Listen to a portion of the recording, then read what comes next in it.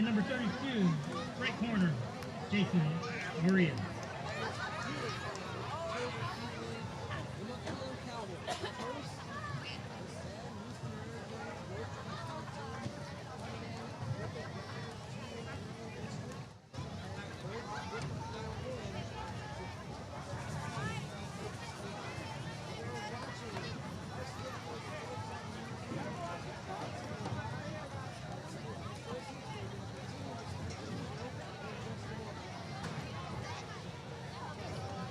When you're hit by a motor vehicle, there's nobody that tells you that there's most likely going to be $1 billion insurance company protecting the driver that just hit you. It's a mistake to play in traffic, just like it's a mistake to go against an auto insurance company all alone. When you get into a car crash, don't fight the $1 billion auto insurance companies alone. If you've been injured in a car crash, call Martinez & Associates today at 210-337-1111.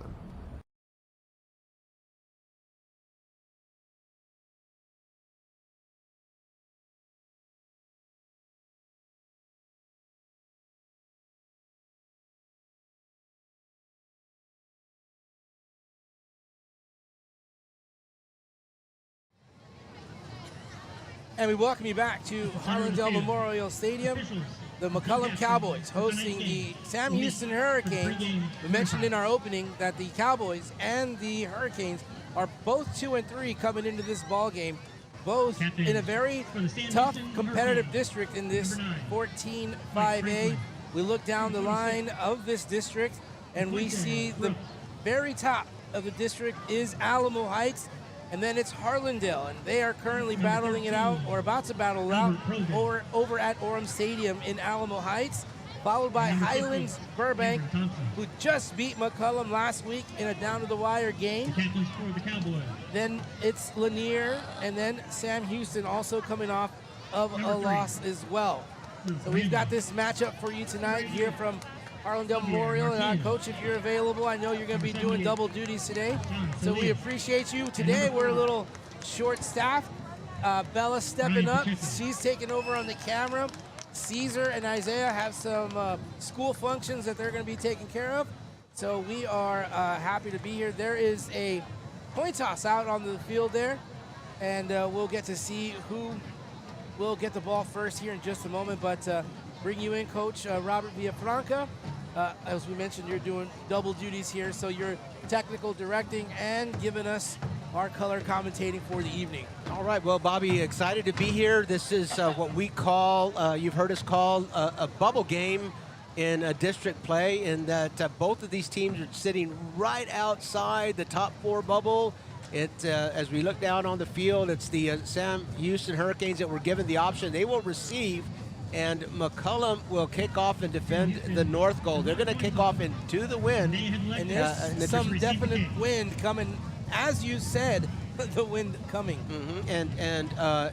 Clearly the wind is going to be a factor here. It's going to, you'll see that it'll affect the decisions on where and how you kick off.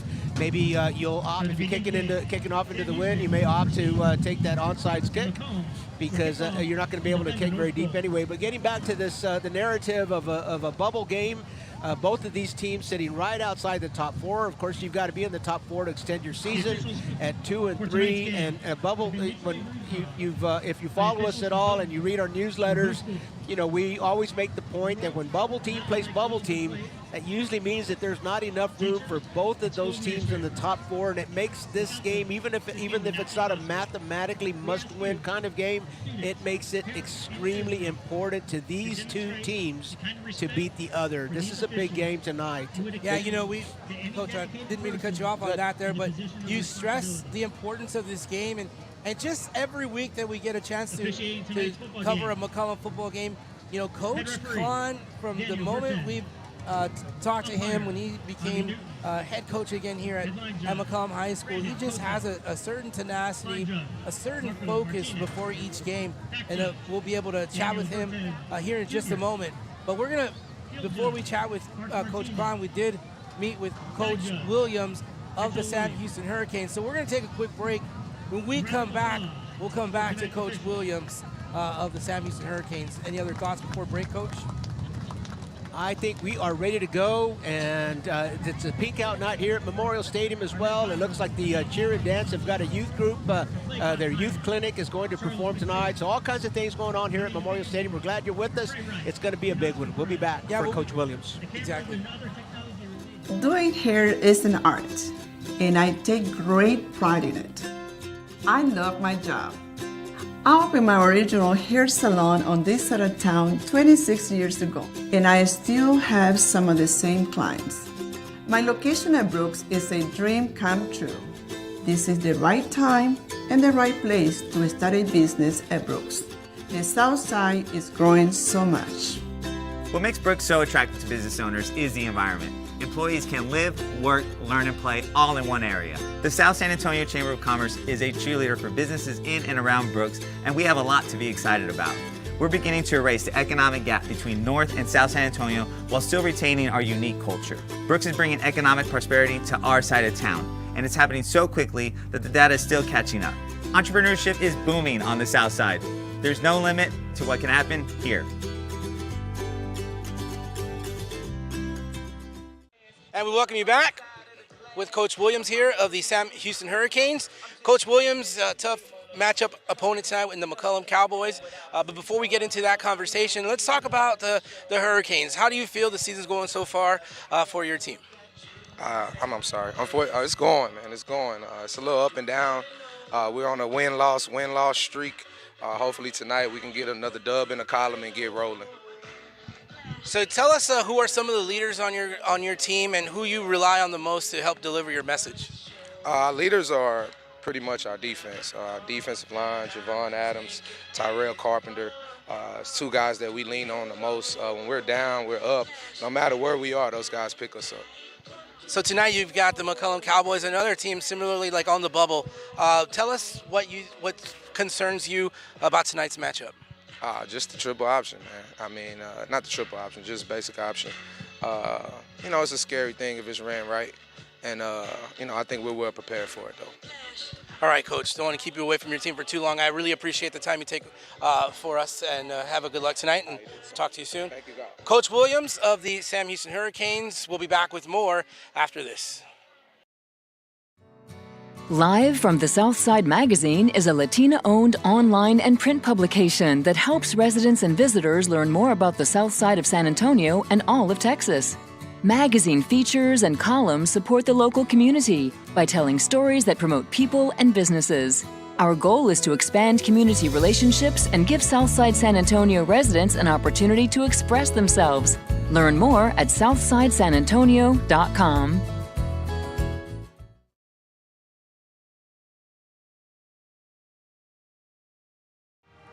And we welcome you back to Harlandale Memorial. That was Coach Williams of the Sam Houston Hurricanes that we just talked about. He was talking about staying consistent, unable to keep that consistency. He's trying to get that consistency here tonight.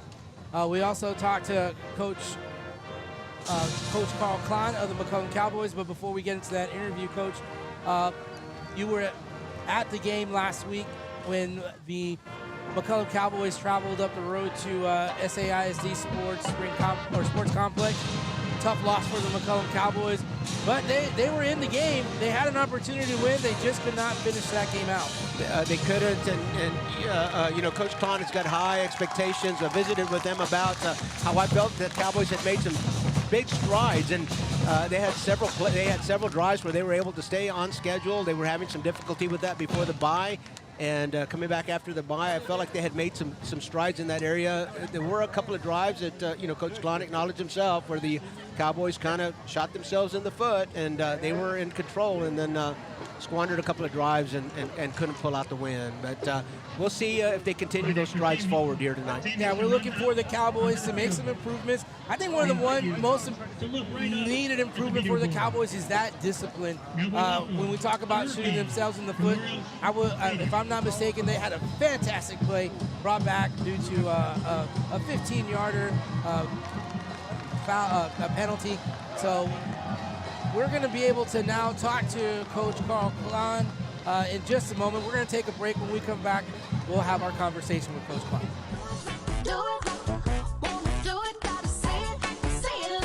The perfect match. It's what so many of us are looking for. When it comes to getting a mortgage, how can you find the one that's perfect for you? Start with your local independent mortgage broker. Because the only way to get a mortgage that's cheaper, faster, and easier is to talk to us first. Find your perfect mortgage match. Call us today.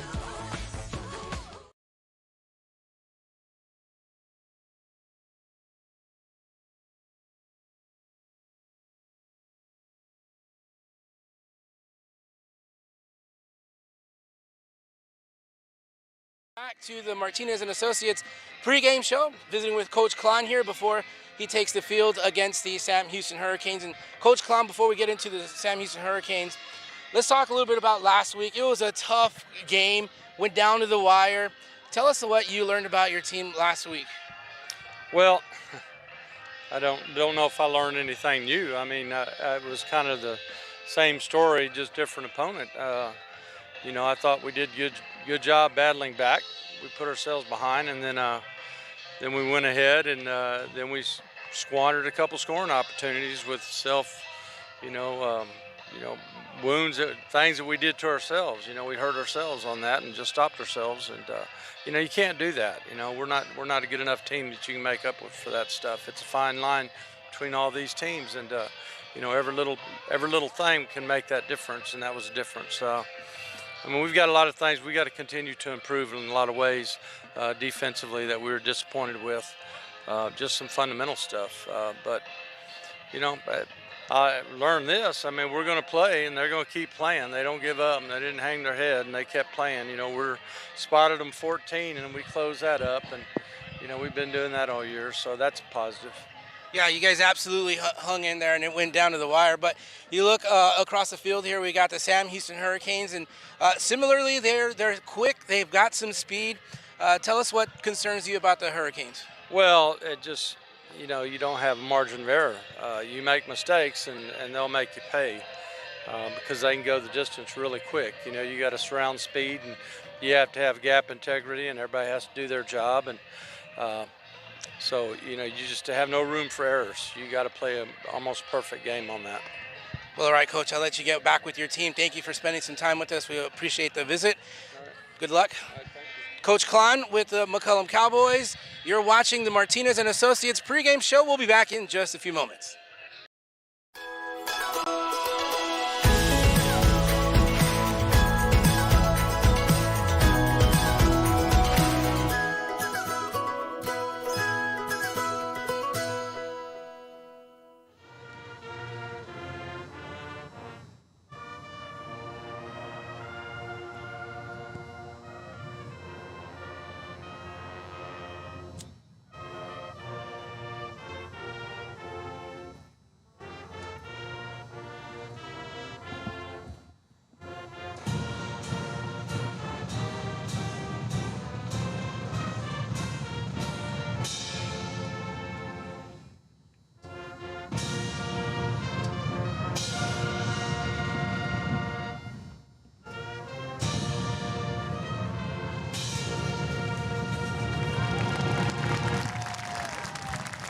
And that was the national anthem done by the McCollum Marching Band and the Junior ROTC. We are just moments away from kickoff.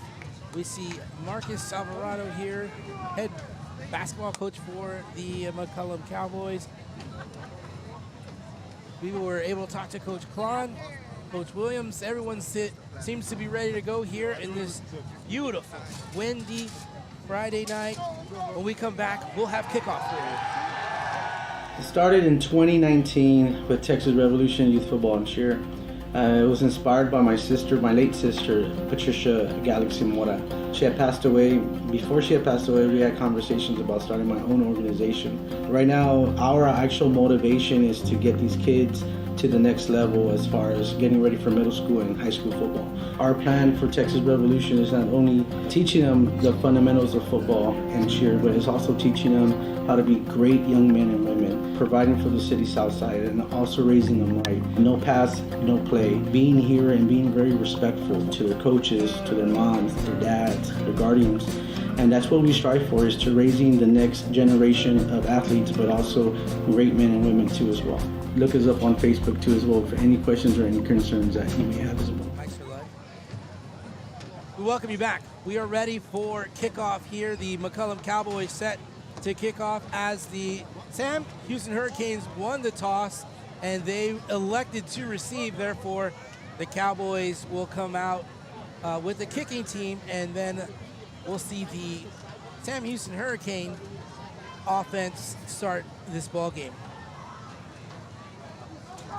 Justin Rodriguez is the man that leads the offense for the McCollum Cowboys. We've seen his growth as a sophomore. We're looking forward to continuing to watch him game by game. But it is the defense starting out for the McCollum Cowboys this game. Again, this is an important matchup here in this district, 14-5A Division II. Hurricanes back to receive. Jeremiah Espatia Kicking off for the Cowboys. back to Number 12, receive. David Garza. David Garza now ready to kick off for the Cowboys. Here we go.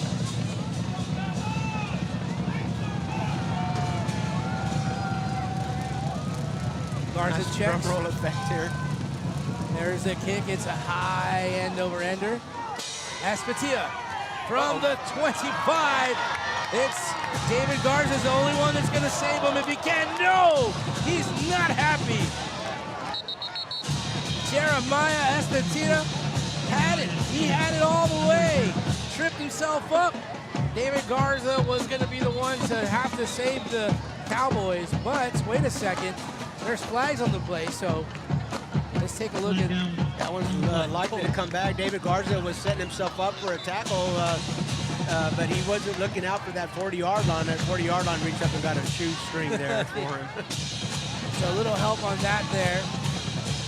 So now we'll see what the call is here against. Looks like they're going to down it, and Sam Houston Hurricanes will have the football back at their own. Illegal block against the Sam Houston Hurricanes is a call, so that'll nullify that big gain, and just as well that he did not score, it would have been that much more disappointing because it was coming back. So an illegal block on the return is going to bring the line of scrimmage to the 27-yard line, and the Hurricanes will start there. The Hurricanes have the football, and they will get the ball at their own 27-yard line. Out of the shotgun. Left side, 360 run. That defense for the McCollum Cowboys. In on that one, a whole host of Cowboys, a loss of 4 yards. The ball back at the Hurricane 21-yard line. On the carry. Luke Landau with the tackle. So it's going to be a second down and long situation here for the Hurricanes. A good defensive start for the McCollum Cowboys on their first defensive play of the evening.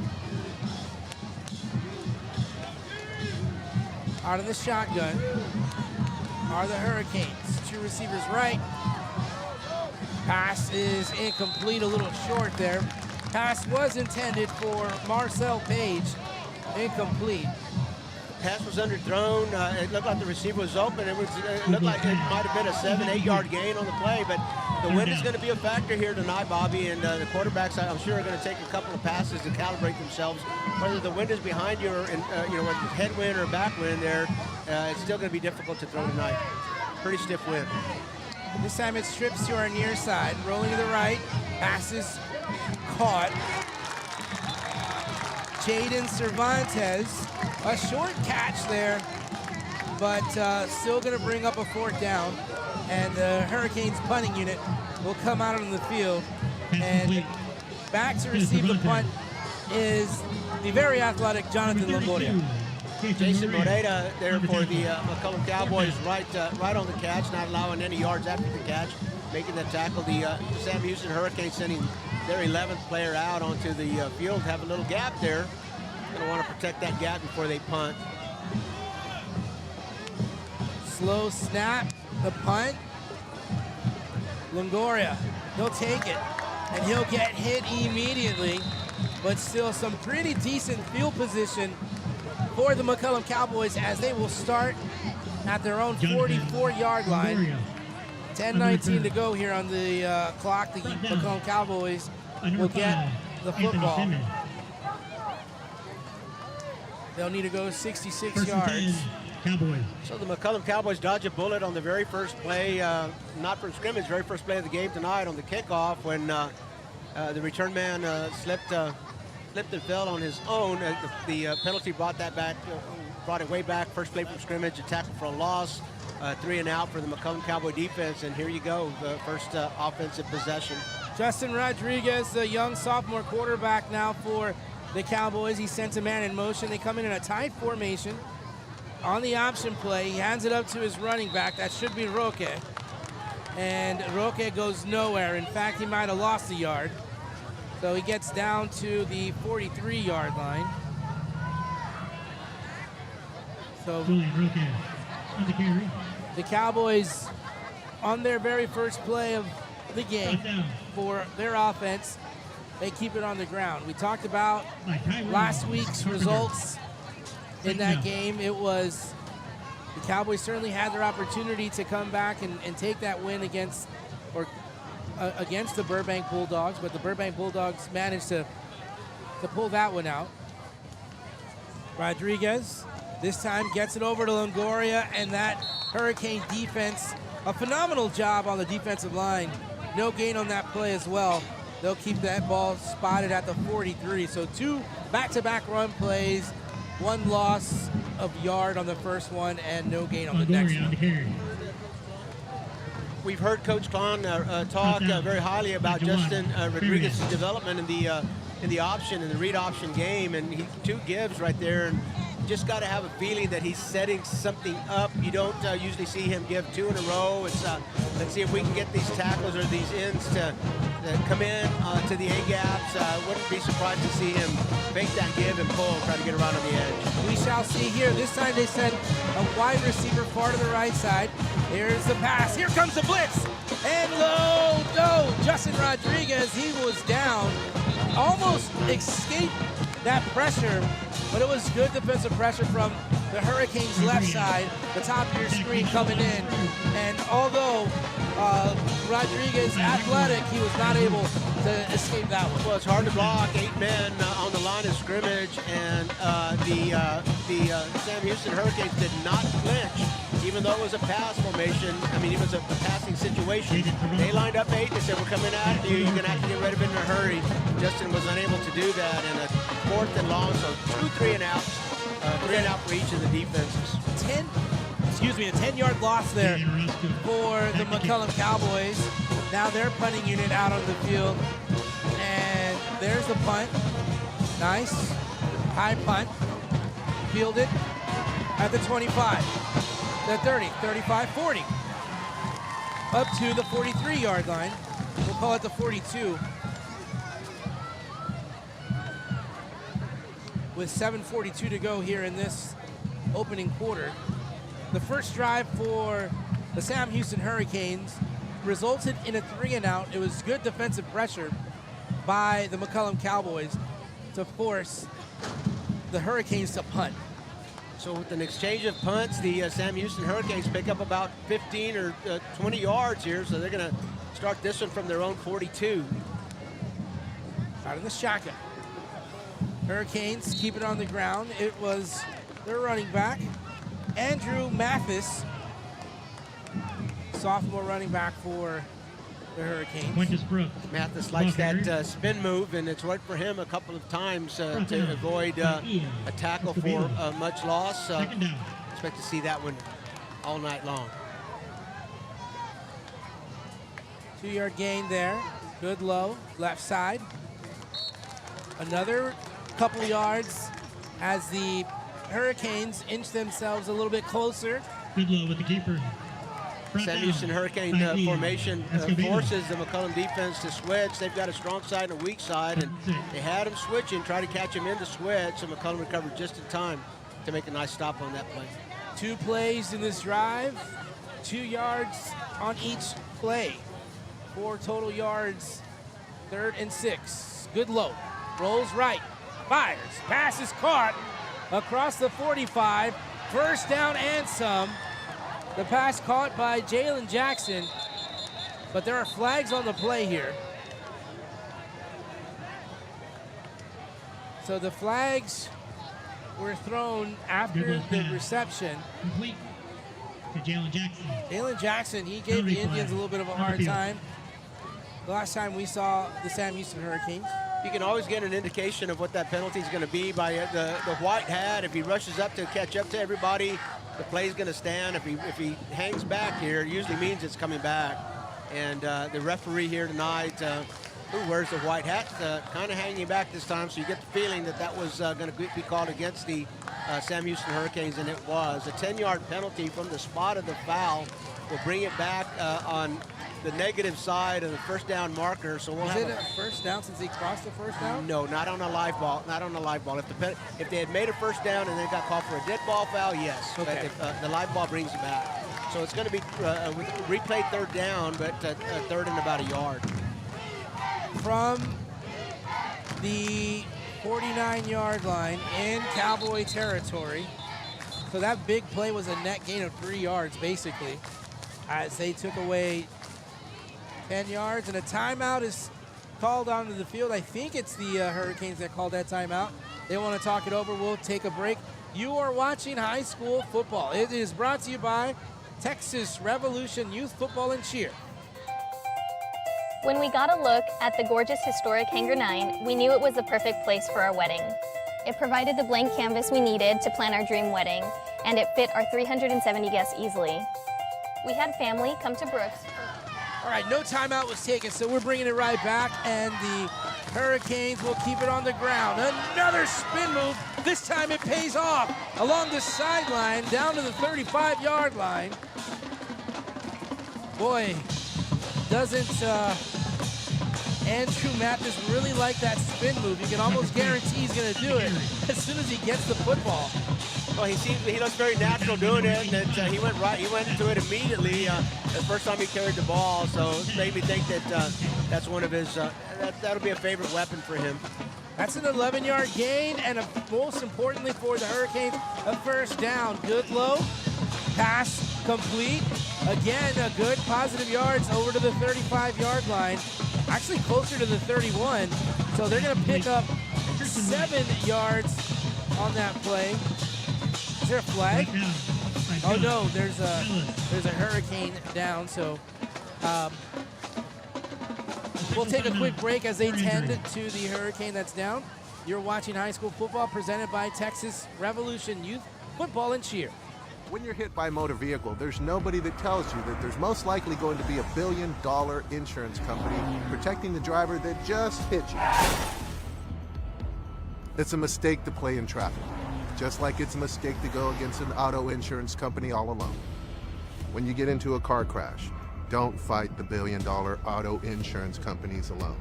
If you've been injured in a car crash, call Martinez & Associates today at 210-337-1111. When we got a look at the gorgeous historic Hangar 9, we knew it was the perfect place for our wedding. It provided the blank canvas we needed to plan our dream wedding, and it fit our 370 guests easily. We had family come to Brooks from all over the world. We booked over 60 rooms at the Embassy Suite.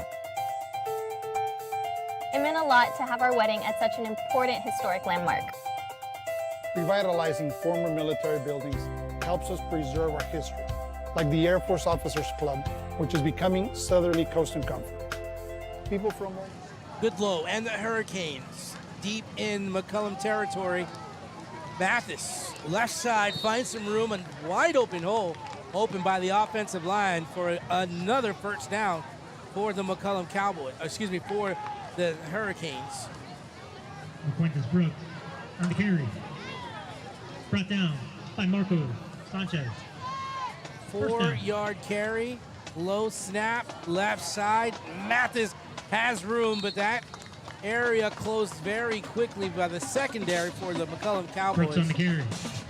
Push out of bounds by number 15, Marco Sanchez. 2nd down. No gain on that play.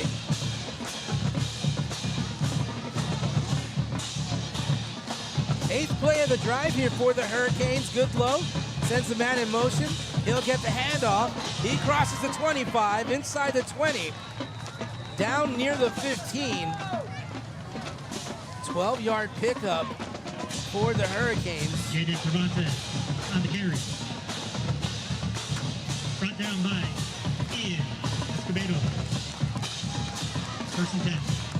So a new set of downs, the second first down of this drive. Make that the third first down of this drive.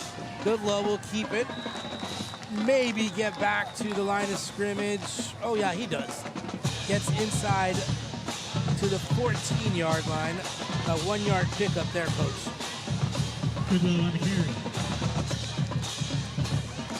Brought down by John. Nice long drive that started at the Sam Houston 42-yard line. The drive started with 7:42 to go, so they've knocked off nearly 4 minutes and 20 seconds off the clock. And the Hurricanes marching on. Left side, Goodlow. Another yard on that pickup, maybe 2.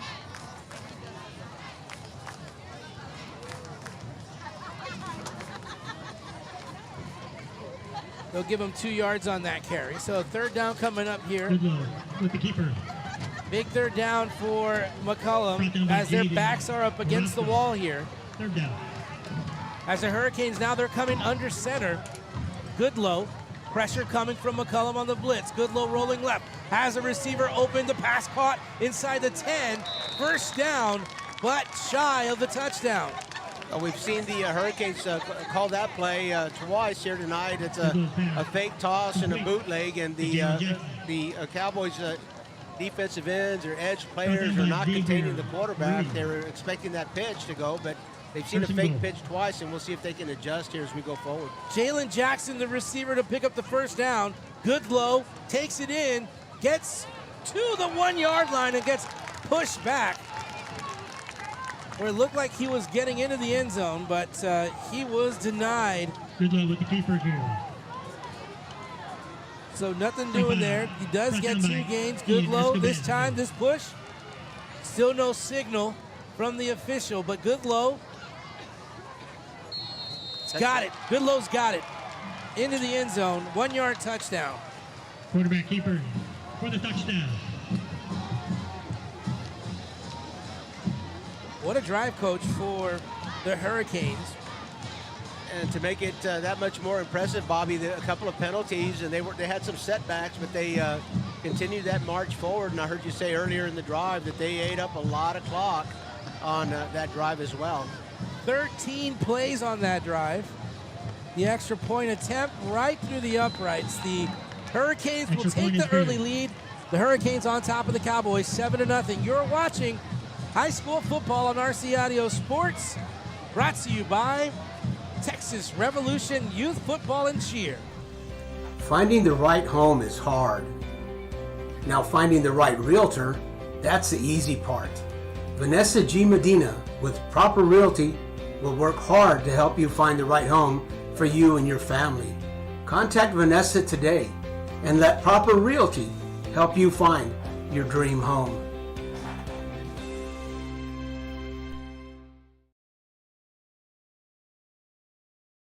The On-Par Golf Academy at Mission Del Lago was designed and developed to offer not only the highest quality golf instruction in San Antonio, but so much more. With its experienced staff and its TrackMan indoor and outdoor training facility, On-Par Golf has the capability to meet all your golf improvement needs. From its junior golf programming to its entertainment and hosting services, OPG has got you covered. So if you're ready to take your golf game to the next level, come see us at On-Par Golf.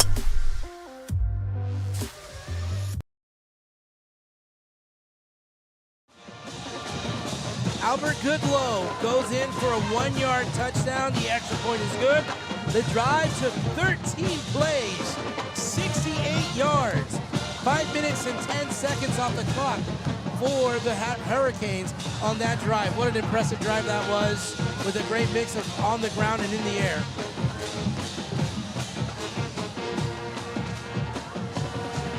Did they reverse it? They did.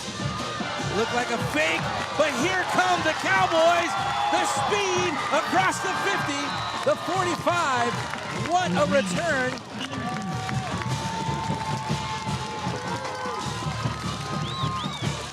Luke Landa. He's done something like that before. We know that. He plays on the defensive side of the ball, but he's extremely athletic, and we've seen him try. He returned a kickoff for a touchdown on the very first play of, the very first game that we covered against South San. So we know he's got some wheels, and don't be surprised to see him on the offensive side of the ball at some point tonight or in the season. Luke Landa certainly deserves some touches. Well, Luke Landa certainly very athletic. Great positioning for the Cowboys as Rook is running out of room, but he delivers a blow at the end of it down to the 36-yard line. A punishing runner, Roka is, and it's basically, if you're going to tackle me, you're going to pay for it. And you know, if you were watching last week against Burbank, Julian Roca's got wheels. He's got low to the ground. You know, he's low to the ground. And he is not scared. No, he's not at all. He'll deliver the blow and he'll take one. But he's got some wheels. We saw him break out into the open a few times against the Bulldogs, and certainly got a little speed. The Cowboys with a 6-yard pickup there. 2nd down and 4 now for the Cowboys. Snap, option. Rodriguez flips it at the last moment, and they barely get back to the line of scrimmage. That's one of the things that Coach Williams from the Hurricanes was talking about, that he was concerned coming into this ball game, was containing that play right there. His defense did a good job of that. Jalen Jackson played that extremely well. He didn't. He kept his responsibility. He saw that. He saw the dive fake, and he saw the quarterback had the option to keep. And he says, "I'm the pitch man. I'm staying out here." Justin Rodriguez pitches. Jalen Jackson was right there. So now a 3rd down here for the McCollum Cowboys. McCollum was 3 and out the last time they came out onto the field. This time they're set up with good field position off that Landa return. A timeout is called. The McCollum Cowboys will think about it for a moment. You're watching RC Audio Sports on YouTube, brought to you by Texas Revolution Youth Football and Cheer.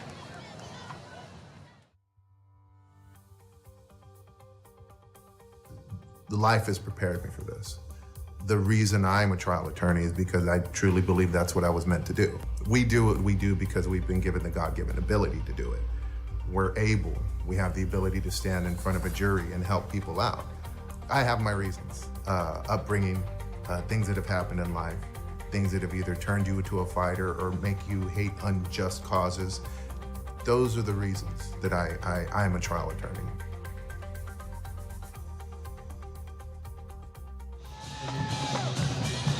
We welcome you back to action here at Harlandale Memorial Stadium, where the McCollum Cowboys are trailing 7-0. They are on their 2nd drive here, but they're set up very well on a Luke Landa kickoff return. But a big 3rd down here for the Cowboys. Rodriguez with a 4-5 wide receiver set, has plenty of time in the pocket, gets rid of the football. The pass is caught, and out of the bounds is Luke Landa. He gets near a 1st down, but that's going to be the end of the 1st quarter. We'll take another break. We'll be back in just a moment. It started in 2019 with Texas Revolution Youth Football and Cheer. It was inspired by my late sister, Patricia Galaxy Mora. She had passed away. Before she had passed away, we had conversations about starting my own organization. Right now, our actual motivation is to get these kids to the next level as far as getting ready for middle school and high school football. Our plan for Texas Revolution is not only teaching them the fundamentals of football and cheer, but it's also teaching them how to be great young men and women, providing for the city south side, and also raising them right. No pass, no play. Being here and being very respectful to their coaches, to their moms, their dads, their guardians. And that's what we strive for, is to raising the next generation of athletes, but also great men and women too as well. Look us up on Facebook too as well for any questions or any concerns that you may have as well. We welcome you back to 2nd quarter action here at Harlandale Memorial Stadium. The McCollum Cowboys, after a timeout, just before that, it was a pass to Luke Landa, who got very close to a first down, but not enough. But I know the Cowboys are in 4-down territories here. They're going to go for it.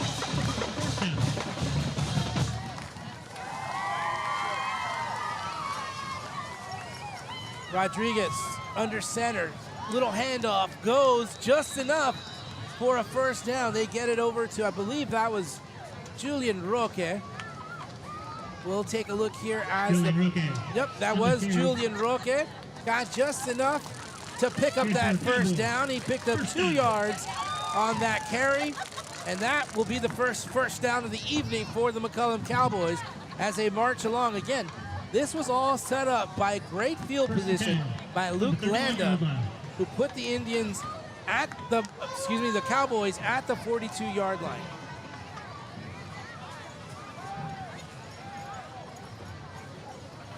Handoff, no, option, Rocket running downhill, the 15, the 10, and he gets inside down to the 8-yard line. Great run by Roque, and I'm telling you what, Coach, I like the series that the McCollum Cowboys are having right here. Great block on the edge as well. Like the pitchman on that play was floating a little bit, and instead of trying to hook him and block him inside, they kicked him out, and Roque read that, came inside the block, and he was running north and south right there. Inside the 10-yard line, Cowboys in the red zone, 1st and goal. 23-yard run for Roque. I had to use my calculator on that one for some reason. But that was a good chunk of yards there. Is that your superior tax? Yes. Left side, up the middle. I think that's Roque once again. It's hard to tell from this vantage point. Sure was. I was asking if that's your superior tax calculator, because we know that one is spot on. Spot on it is. And Roque gets the carry again inside the 5 to the 3-yard line. So Roque picking up some pretty big yards here.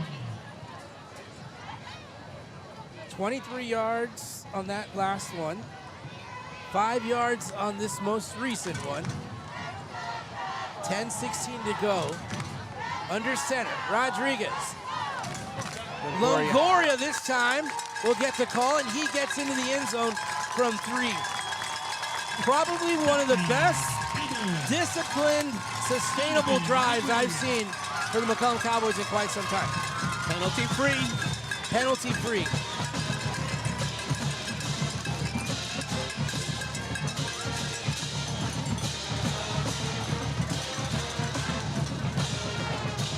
The Cowboys will get set for the extra point.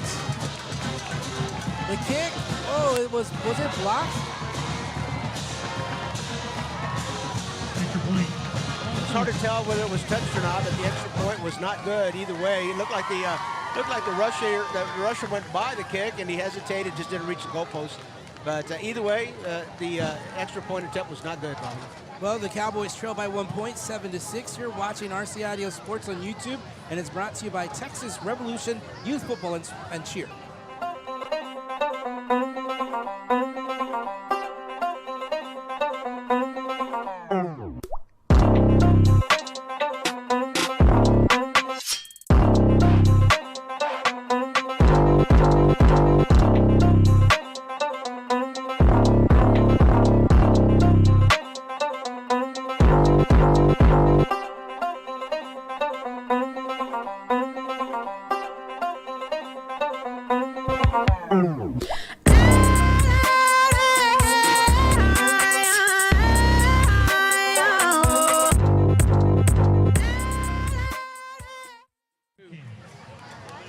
We welcome you back to Harlandale Memorial Stadium, where it is the McCollum Cowboys answering that touchdown by the Hurricanes with a touchdown of their own. It was a 7-play drive, went 42 yards, took 3 minutes and 40 seconds off the clock. A 3-yard touchdown run by Jonathan Longoria. The extra point no good for the Cowboys. Our score 7-6. And we see the Cowboys go once again to that high lob kick. They've had some success with that this year. And the Hurricanes ready for it, call a fair catch, and they'll start this possession near midfield at their own 44-yard line. Last drive for the Hurricanes was a nice long drive, ended up in a touchdown. This time from their own 46. Aiden Cano right there. I'm going to give him credit for tackle for loss. He made himself big on the edge and didn't let the runner get by him. Brought down by number 44, Aiden. A loss of about 3 yards on that play, maybe 1 yard.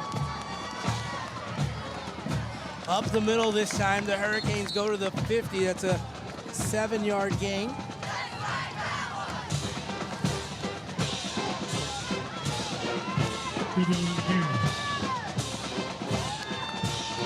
How about Isabella Tellez on the camera? Very first time tonight. Can't tell. Doing a good job. Hurricanes, quick pass, right side, complete. Shuffle. Going right, flag on the play. Near a first down. We'll see what that call is. Bobby, whatever the penalty was, it must have been clear from about 25 yards out. That was a bad judge throwing that penalty back into about the linebacker area. Brought down. Marco Sanchez. Flag on the play. Here comes the call. Oh, it's going to go against the Hurricanes. It's a holding call. Legal block, excuse me. So that's going to push the Hurricanes back 10. Not going to help their cause here. So now it's a third down and about 14. Back to their own 41.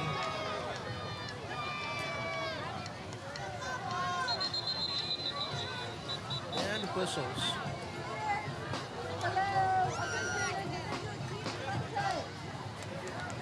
False start is this one. So 2 back-to-back penalties here for the Hurricanes. Let's see if the Cowboys can make them pay for that. Now, third down and 36. Oh, check that. Third down and 18 on the 36. Play action. Goodlow gets that ball tipped. Good defensive effort there by the linebacker. Pass broken up. Ian Escobedo. Ian Escobedo, we called his name a bunch last Thursday at the SAISD Sports Complex. He had some pretty nice tackles as well. Ian Escobedo can play defense. Got a 4th and long here, and the Hurricanes send their punt team out onto the field. One of their most athletic men on the field for the McCollum Cowboys, Jonathan Longoria, back to receive that. He's standing at the McCollum 45-yard line. Low kick, it'll bounce, and it'll take a Hurricane bounce, but that will not be fielded. Argos kick. So that would result in a punt. So credit the defense for the McCollum Cowboys to make a stop.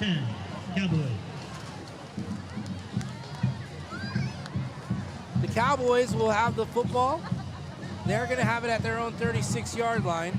Little help from the penalty flags, but nonetheless a 3 and out for the McCollum Cowboys, and that's a nice bounce back after they had given up a long drive to the Sam Houston Hurricanes. So nice bounce back for the McCollum defense. Let's see if McCollum could pick up where they left off. Handoff right side down to the 39-yard line. 3-yard pickup for Jonathan Longoria and the Cowboys. Brought down for gain of 3. 2nd and 7. Well, it's a 3-yard gain for the Cowboys. I didn't realize that he had picked up that much yardage. You can't complain for a 3-yard gain on first down. Not at all. Bob, we have a score from Orem Stadium where the Harlandale Indians are playing Alamo Heights. We'll get it to you after this play. Out of the shotgun, Rodriguez looking left. Now he's looking right. Steps up into the pocket, and he goes down at the 40-yard line. A yard pickup on that play for the McCollum Cowboys coach. So from Orem Stadium, where the Harlandale Indians have traveled to play the Alamo Heights Mules, they're starting the second quarter over there. It's Alamo Heights 7 and Harlandale yet to score. So 7-0 in favor of the Mules at Orem Stadium. That's a 5-0 versus 5-0 game. It's a big one, but we've got a big one here too. This has got some playoff ramifications here. One of these teams, again, as we discussed before the before the game started, very hard to envision both of these teams in the top 4 making this game that much more important. It'd be very difficult to lose a game to a bubble team and to find your way back into the top 4 teams. So a big game with playoff ramifications right here at Memorial Stadium. These two teams know that importance. Here goes Rodriguez, the fire, pass incomplete across the middle, and Jake Landa had that one. He just could not hang on to that football. Luke Landa across the middle, and he had broken away from the defense, got some separation, and maybe just wasn't expecting that ball to get to him quite so quickly. He usually plays on the defensive side of the ball. He's getting some offensive looks. He's an athlete. You know that Coach Khan's going to try to get him some touches here sometime, and just wasn't able to hold on to that. And pass. what a pass that was by Rodriguez. It was a laser. I've seen Justin throw, he's a left, I've seen him throw some nice passes from the pocket. I think Justin Rodriguez has a bright future. The punt, kind of a line drive, but it goes deep inside, bounces out of bounds between the 30 and the 20, so we'll see where the officials will spot that. Out of bounds at the 22-yard line. 22-yard line it is. Cowboys doing a great job of punting away from the return man. They're getting some depth, getting some height, but nice angle kick and impossible to return. And so the Hurricanes are going to start this drive from their own 21-yard line. We've seen touchdowns back-to-back between the Hurricanes and the Cowboys. And then it was a punt by the Hurricanes and now by the Cowboys. Still on his feet, up to the 25, down to the 26-yard line. Good carry there. 4-yard pickup on that first run. Let's take a quick break as there is an injury timeout. You're watching high school football on RC Audio Sports, brought to you by Texas Revolution Youth Football and Cheer. Playing with rockets is great when you're a kid. But when it's time to get a mortgage, you quickly realize that a rocket is complicated and expensive. It's best to work with an independent mortgage broker instead. They're dedicated to getting you a home loan faster and more affordably. And they're more than just mortgage experts. They live right in your own neighborhood, so you don't have to go it alone. For mortgages that are faster, easier, and more affordable, find a local independent mortgage broker near you.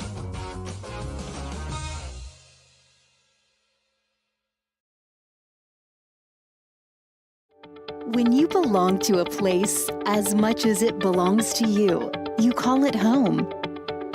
A place to gather, entertain, and make memories near shops, restaurants, and green spaces. A place to raise a family and grow. Life is good here and getting better. And at Brooks, we are just getting started. Live Brooks.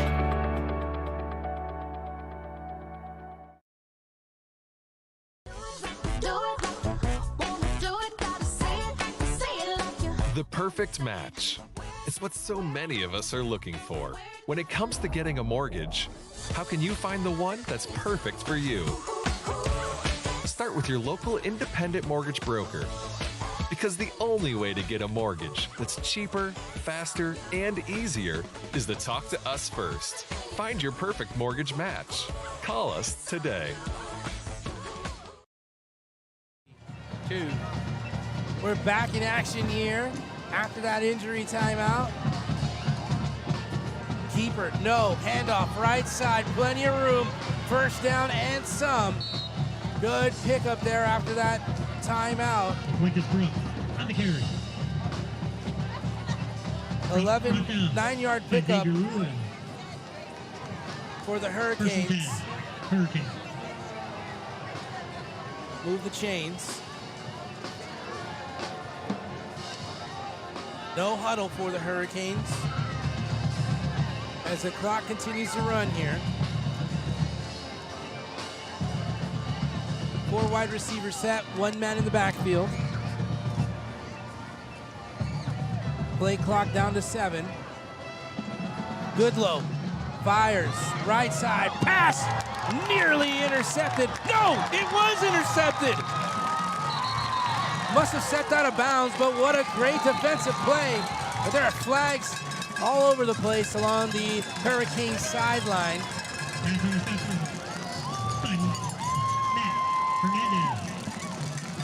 Hernandez credited for that interception.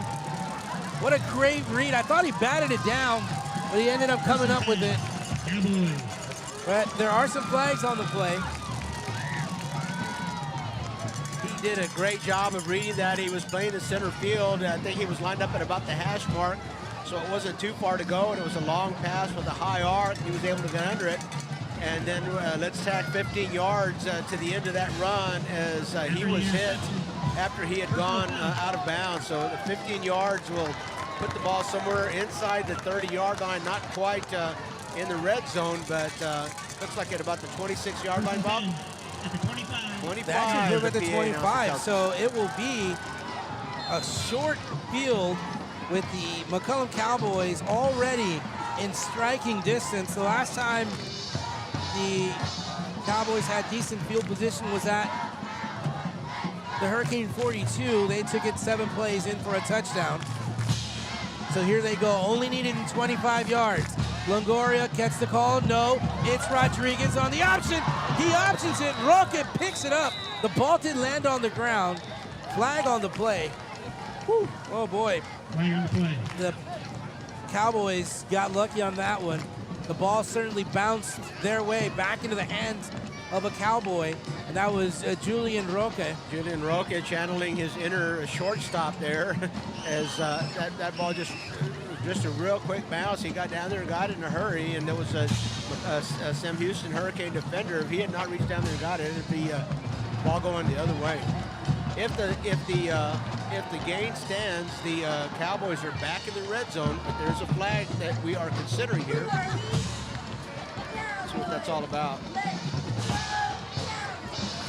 The Cowboys have showed some great discipline in sustaining some drives, finishing off on 2 possessions before.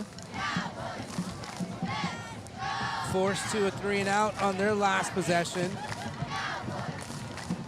The officials look like they're done communicating and ready to give us penalty is going against the McCollum Cowboys. I didn't catch the call there. It's a 5.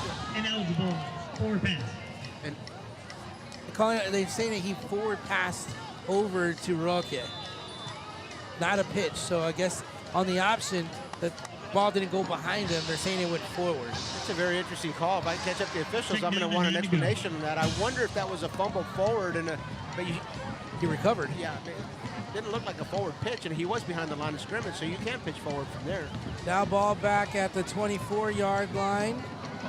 Cowboys get a great surge. Oh my!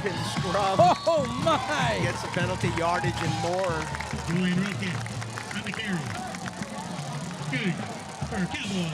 First down. Oh boy, he moved. He's going to move the chains on that one.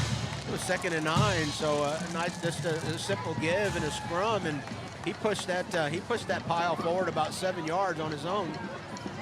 Well, he moved a mountain.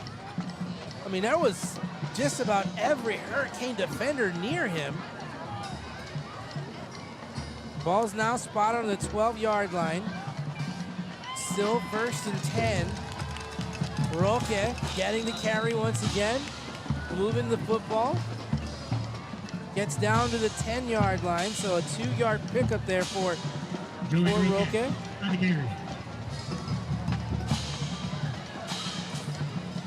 Brought down by 1. You know, you think you look back at the game last week against Burbank, and you know how close the Cowboys were in that game. I can only see that they've taken this game very serious tonight and are playing a lot more focused than what we've seen in the past. Roque gets the call. No. Longoria. Check that. That's Rodriguez. Kept it on the option. It was a good sell on the fake handoff. Rodriguez found a gap, got into the end zone from 10 yards.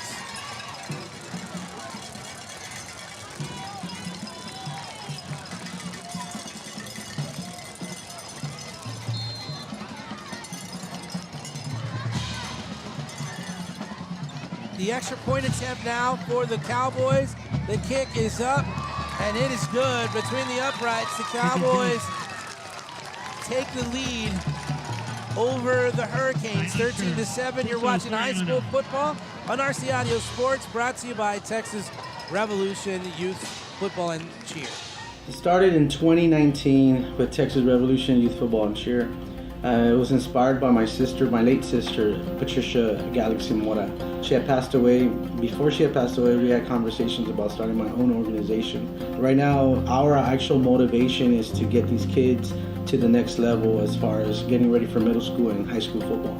Our plan for Texas Revolution is not only teaching them the fundamentals of football and cheer, but it's also teaching them how to be great young men and women, providing for the city south side, and also raising them right. No pass, no play. Being here and being very respectful to their coaches, to their moms, their dads, their guardians. And that's what we strive for, is to raising the next generation of athletes, but also great. David Garza getting ready to kick, but before that, 25-yard drive for the Cowboys. Oh, he's hit as he caught the football. You got to give him some room. You got to give him some room to catch that. So, talking about these mistakes in this ball game, we'll get to that here in just a quick moment. But it was a 25-yard drive for the Cowboys on that possession right before. 10-yard run by Justin Rodriguez on the option. Took him 3 plays, 1 minute and 56 seconds off the clock. I believe, Bobby, that the Sam Houston returnman called for a fair catch, and McCollum clearly didn't see him call for that fair catch, so you can't make contact, certainly not that level of contact with a receiver that's vulnerable like that after calling for a fair catch. And the Hurricanes will take the penalty, and they will have some good field position of their own at the Cowboy 43-yard line. It's a sprint on the right side, across the 30, still on his feet, down to the 25. 23-yard pickup for Brooks and the Hurricanes. Brought down by Raymond Villanueva. 1st and 10.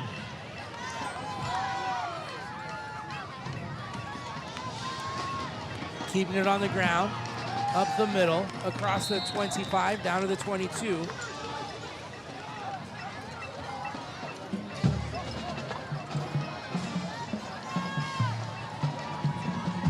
No huddle as the Hurricanes on the no huddle. They're drilled right side. Brooks has nowhere to go, finds a little gap, and another couple of yards up to the 17-yard line. 4 yards on that carry. Bobby, I'm going to venture that Quintus Brooks never has nowhere to go. He is hard running back to corral, and you heard Coach Clown talk about the margin for error. You miss him by the line of scrimmage, he'll be celebrating in the end zone. Good low, under center. Toss, no. Left side. Pass, down the field, pass, incomplete, tip, and the Cowboys get another interception. The Cowboys are playing some pretty alert defense. Marcos Sanchez, right place, right time, and he gets an interception. 1st and 10, McCollum. With 2 minutes and 28 seconds left to play here in the first half, the Cowboys dodge a bullet with the Sam Houston Hurricanes marching, and with the 6-point lead. If the Cowboys can run the clock out again, you know who gets a kickoff in the second half. Yeah, the Cowboys will have an opportunity here to gain some very important momentum going into half. Rodriguez. One-on-one, no. Sideline, passes, incomplete. 2 defenders there in the area, but... I like the call, Bobby. I like the call, too. Yeah, you'll see a lot of offensive coordinators backs up against the wall, Take one shot long. It's a one-step drop back, you know, so you're not going to get sacked. And then put the ball in the air and let your receiver run underneath it. So I like that call. And if you're, you know, coaching defense, you got to tell your corners be ready for it, because it's not uncommon to see that in this situation. Second down now here for the Cowboys, back at their own 7-yard line. Rodriguez gives it to Roque. Roque will bulldoze his way across the 10, down to the 13-yard line. The clock will continue to run here. I'm just going to speculate. I'm just going to speculate here, Bobby. Julian Roque spends a little time in the squat rack. I think he spends a little time on the squat rack, maybe even on the leg press, maybe some leg extensions, some lunges. He doesn't skip leg day, does he? Yes, he does not skip leg day. He must have a lot of friends. Because friends, you know, don't let friends skip leg day. He and I need to have a chat here. I need to do something with these legs. 2 receivers left side now, 1 receiver right for Rodriguez. Handoff, Longoria. Yes, Longoria will get it down to the 14. He gets out of bounds. Oh, the crowd wanting a late hit, but a little continuation there. I think that was borderline. I think we had a McCollum administrator throw his... he threw his handkerchief. Wrong color. I don't know if they. I don't know if that may be Coach Kretz down there. I think it is Coach. He's an assistant principal at McCollum now. He's called a few football games, so he's got a little fired up there. He's make a call. Oh, 4th down. The Cowboys set to punt this away.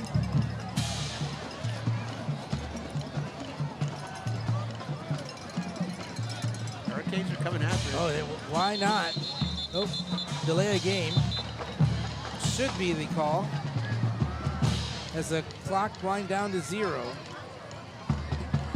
You know, you hate to take a penalty, and I'm sure that was not intentional, but in a situation like that, I like the punter taking his time, making sure that the line, because they started, they crowded the line of scrimmage, and they were going to come after it, and the punter says, I'm just going to give you time, just a second there to figure it out. I'd rather take that 5-yard penalty than a blocked punt. Oh, some movement. Flag. High punt. There's some hang time. Another flag. Whistles blow the play dead. But you got flags on the 10-yard line. You got flags near the 50-yard line. It was movement, and that they let the play go tells me that was against the defense. That would have just moved it up. It's not going to be a first down. And this is a live ball foul here, so if it's against the Hurricanes, that's going to move it up. That'll be a first down for the Cowboys. But I didn't get a real good look at that point of attack. I was watching back here. Well, there was a hit. Looked like a clean hit to me. It was just a kind of a vicious hit as one of the McCollum. You know, you can't hit somebody unprotected. You can't hit somebody away from the ball unprotected. Okay, so maybe that's what it could be.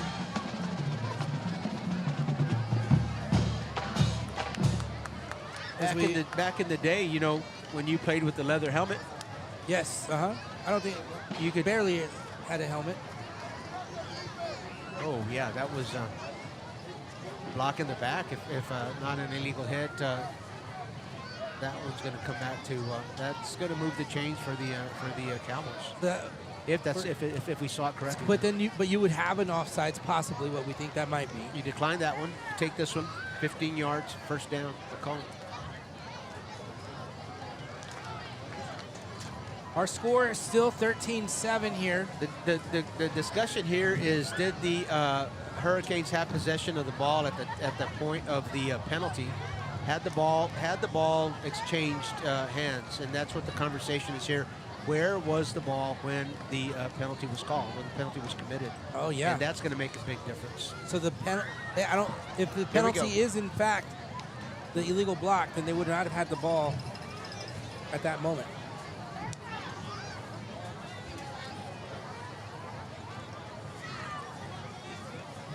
The referee coming over here to Coach Klon to give him an explanation of his options. He walks away nodding. illegal block. It is against the Hurricanes, but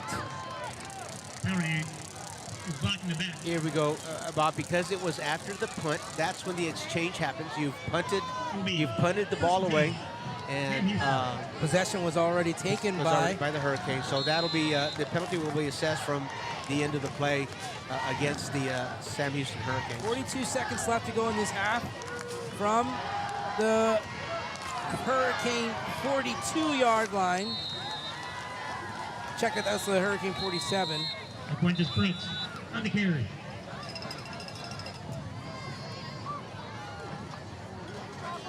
Nice. The Hurricanes taking their first time out. They've got 2 remaining, 35 seconds left to go in the second half, and the Hurricanes with a couple of timeouts, so they can manage this well. They can get this ball down the field. That was a good run play there by the Hurricanes. It was 13 yards. They picked up a first down.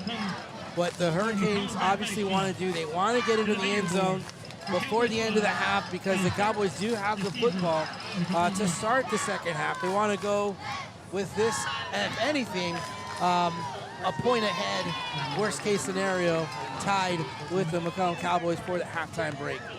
We want to remind you to keep it right here during halftime, where we will feature an always entertaining Sam Houston Hurricane band, and just as entertaining, the $1 Million Band from Cowboy Land. It is the McCollum Cowboy Marching Band as well. The McCollum Cowboy Band goes to UIL competition tomorrow. All right, so a practice for them this evening. Here come the Hurricanes. Goodlow, middle of the field, pass, almost picked off, but it is complete. Did he catch it? Good defense there by Luke Landa. Broken up. Incomplete pass. Clock does stop with 29 seconds to go. Second down now for the Hurricanes. We've seen some great secondary play here by the McCollum Cowboys, already with 2 interceptions in the ballgame. Luke Landa covers a lot of ground. Goodlow out of the shotgun. 2 receivers right and 1 to the left. Fakes the handoff. Fires. The pass is complete at the 17-yard line. Getting down inside the 15 for a temporary stoppage of the clock, as the ball will get set down inside the 14-yard line. Sam Houston will call a timeout. We'll keep it right here. 20-yard gain on that pass play for the Hurricanes, as they are putting together a pretty good little drive. They don't have to go very far. They started at their own 47, or the McCollum 47 already. Now in striking distance in the red zone at the Cowboy 14. 19 seconds to go, even without a timeout. So you would expect them to be able to run about 3 plays here. With the timeout, they might have up to 4 plays. A great job of conserving their timeouts and using them here on a final drive, having them available to them. The Hurricanes having the timeouts available to them in this final drive. So good job of timeout management there for the Hurricanes. 1st and 10 at the 13-yard line with the timeout. The luxury of that, the luxury of having that timeout, Bobby, is that you can, go to your run game or your passing game. Without that timeout, you really couldn't use the middle of the field. You really couldn't, be worried about running the ball. But with that timeout, it really leaves all your options open. So now the Hurricanes, after a timeout, draw up another play here. Might have time for 1 or 2 plays, depending on how long this one will take. They come out with 1 back in the backfield. Goodlow under center. They toss it to the right side. The running back gets slipped up, and they'll call another timeout, final timeout. So that would bring up a second down, but Brooks just lost his footing there. And he went down at the 15-yard line, so they'll lose a yard on that play. Coach Williams, you can see a little frustrated there. And you've heard me talk about using that sideline for time management. And when the clock is in your favor and you want it to keep running, obviously you don't want your running back to go out of bounds. Don't get tackled out of bounds. Stay in bounds. But in a situation like that, I think Coach Williams would have rather Brooks take it to the sideline. And if he was going to get tackled, go ahead and use that sideline. He wouldn't have had to use this last time out. Now with 14 seconds left to play, I think they still have 2 plays. But the middle of the field is not as available to them. The run game is not as available to them. So Coach Williams' options have been narrowed a little bit with the loss of that timeout. The obvious advantage here is if they need to go to the air, it's only a 15, 20-yard play from where Goodlow is. So we'll see what the Hurricanes draw up. Play action. Goodlow looking down. Middle of the field. The pass is caught. They're gonna have down to hurry. at the 5-yard line. They're going to have to hurry, Bobby. So a 10-yard pickup there. And that's going to bring a third down. That's a quarter. That is it. The Hurricanes could not get it. You talked about that. You set this up. And that's why you're the coach in the booth with us, because you know what you're talking about. The middle of the field is really dangerous to attack with that. With 14 seconds left and no timeouts. Anyway, the Sam Houston Hurricanes will get to go to the dressing room and revisit that decision, be ready for the next crisis that they face. The teams are going into the dressing rooms. The Cowboys will receive the kickoff when we come back, but before the players come back, we're going to enjoy halftime.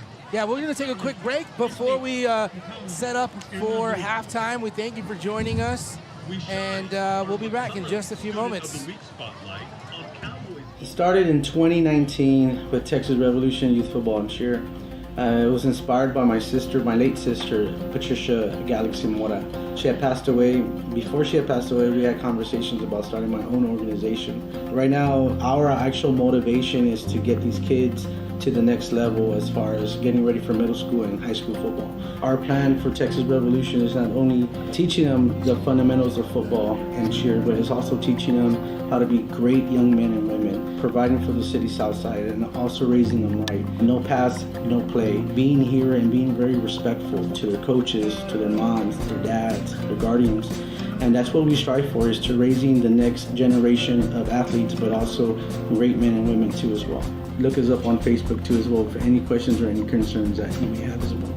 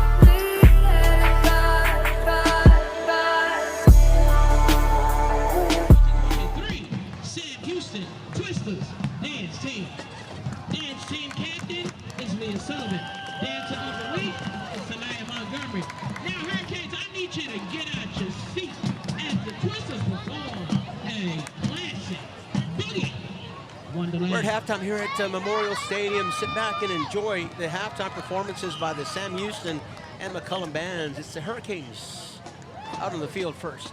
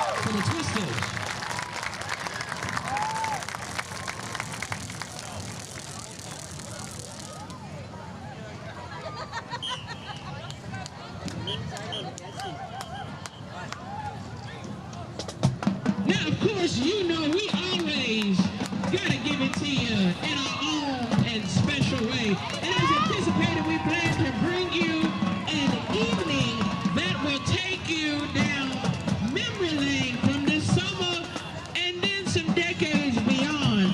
So this evening, I want you to open your ears, close your mouth, and listen to what we have to give to you. Band, do your thing.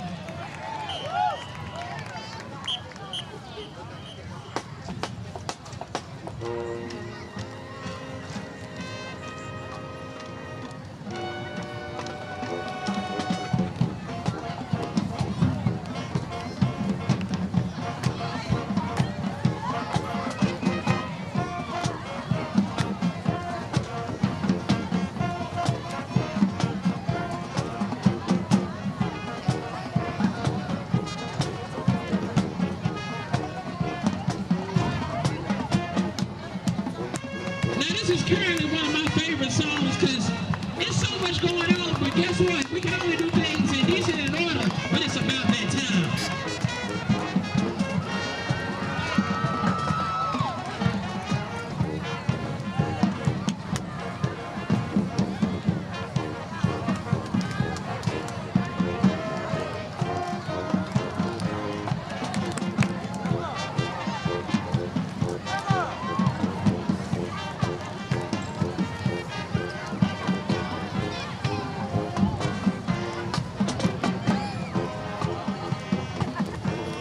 Now, a lot of y'all got introduced to this song because of TikTok. But see, we know this song because it's a classic. We love God. So I'm going to just say, I lie.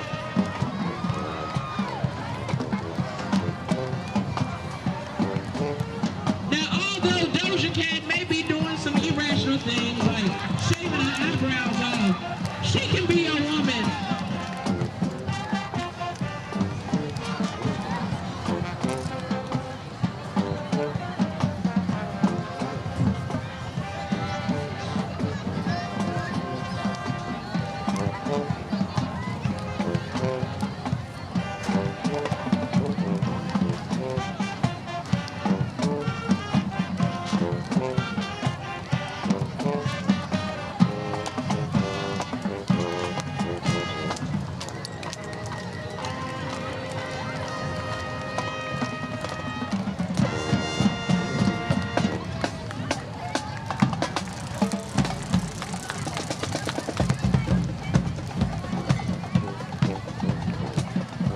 First of all, I want you to put your left and your right hand together and show some love for our flag girl.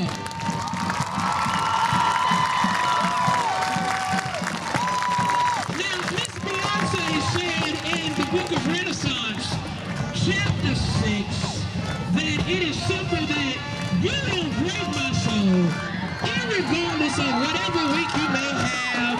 Your check may have been short, but if you got paid, let me hold $20. But anyway, in short, you won't break my soul.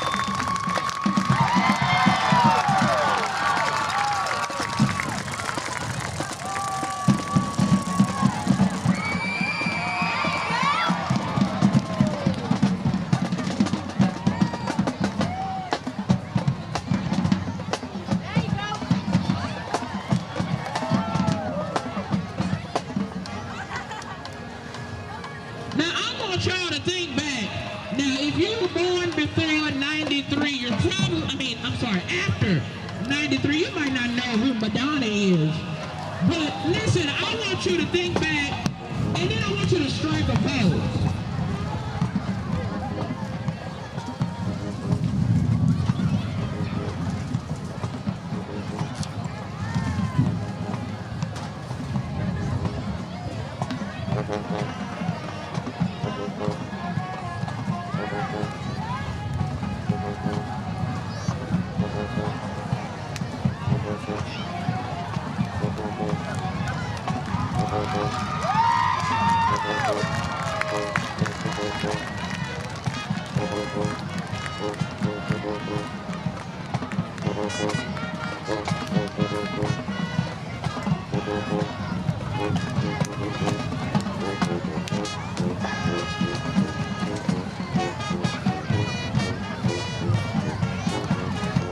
Ladies, I need y'all to vote real quick for me.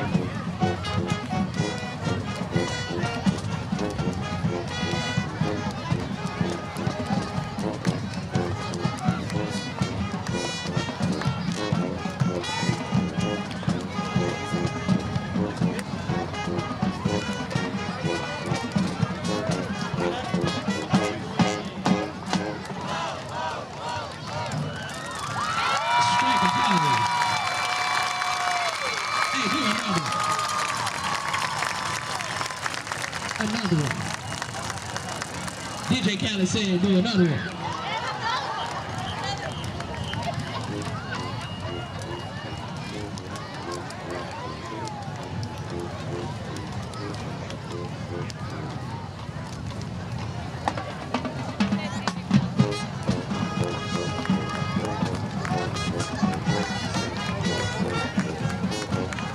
Now, as always, ladies and gentlemen, you know we can't give it to you all at once.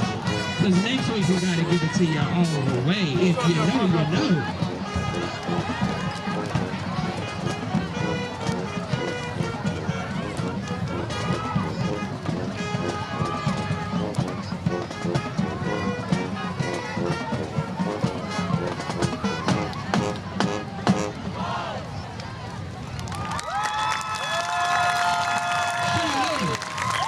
Houston Hurricane Band. I hope you are enjoying it at home. The crowd certainly did. And we visited with the band director for the McCollum Cowboy Band before the game tonight. Let's listen to what he has to say about his band. This is Mr. Gilbert. Go ahead, Hello. So the McCollum Band this year, our program is called Angels and the Architecture. It's by a composer named Frank Kelly. We just finished putting it together this 2 weeks ago, and so the kids have really put a lot of hard work into it, and they really enjoy it. We're looking forward to putting on a great performance tonight.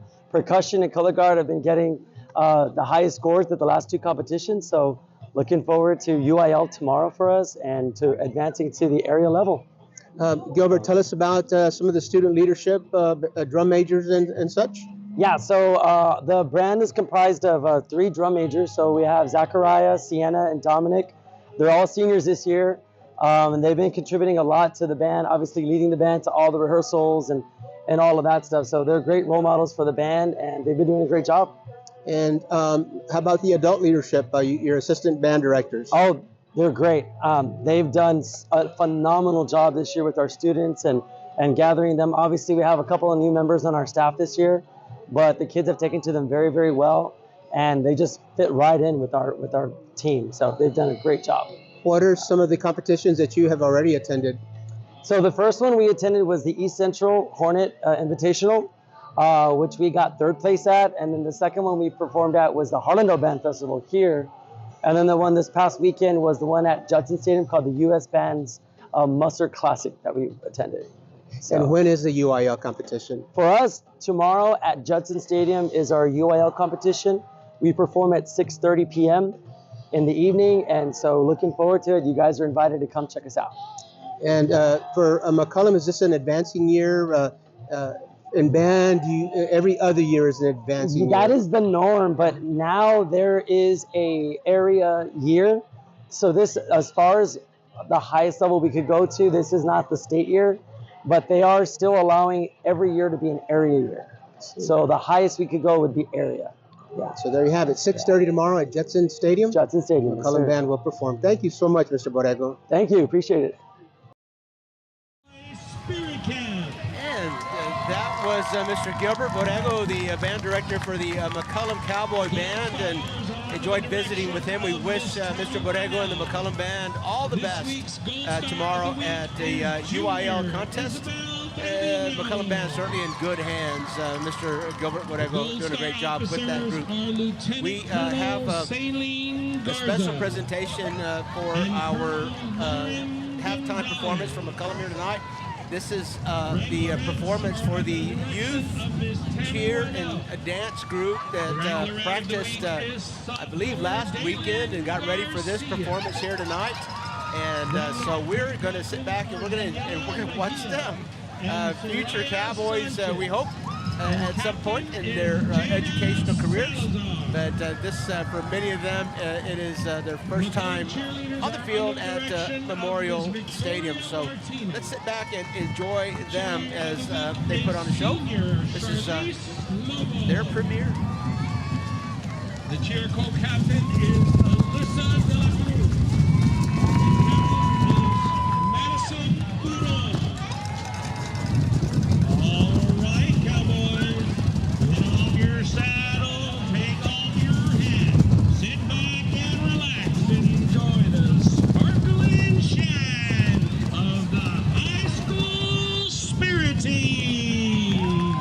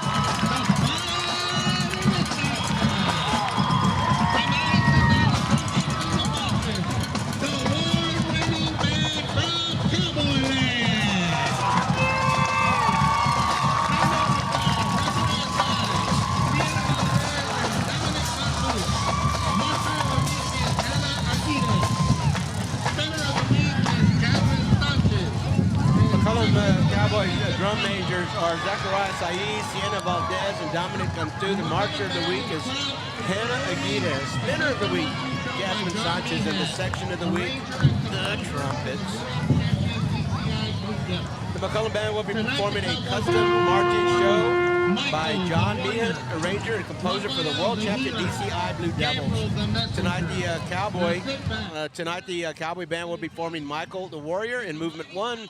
Movement 2 is Raphael the Healer, and Movement 3, Gabrielle the Messenger. So sit back with us at home as we enjoy it with you here live. This is the McCollum Cowboy Band. You may now take the field.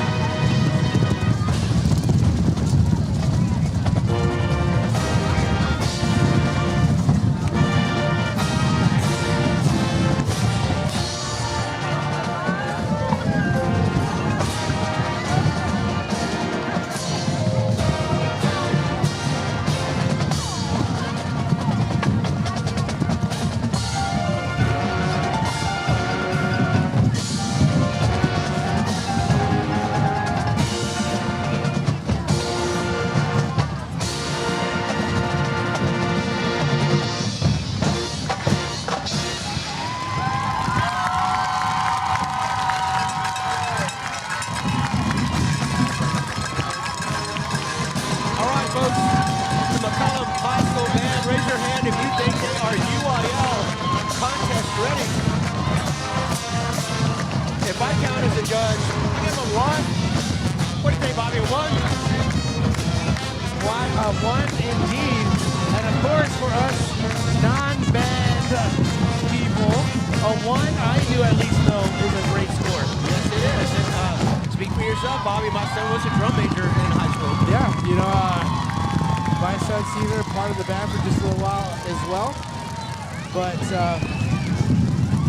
that win really picking up here at the half here as we are going to go to break. 13-7 is our score. The McCollum Cowboys coming out of their tunnel. We'll be right back. You're watching high school football on RC Audio Sports. When you're hit by a motor vehicle, there's nobody that tells you that there's most likely going to be $1 billion insurance company protecting the driver that just hit you. It's a mistake to play in traffic, just like it's a mistake to go against an auto insurance company all alone. When you get into a car crash, don't fight the $1 billion auto insurance companies alone. If you've been injured in a car crash, call Martinez & Associates today at 210-337-1111.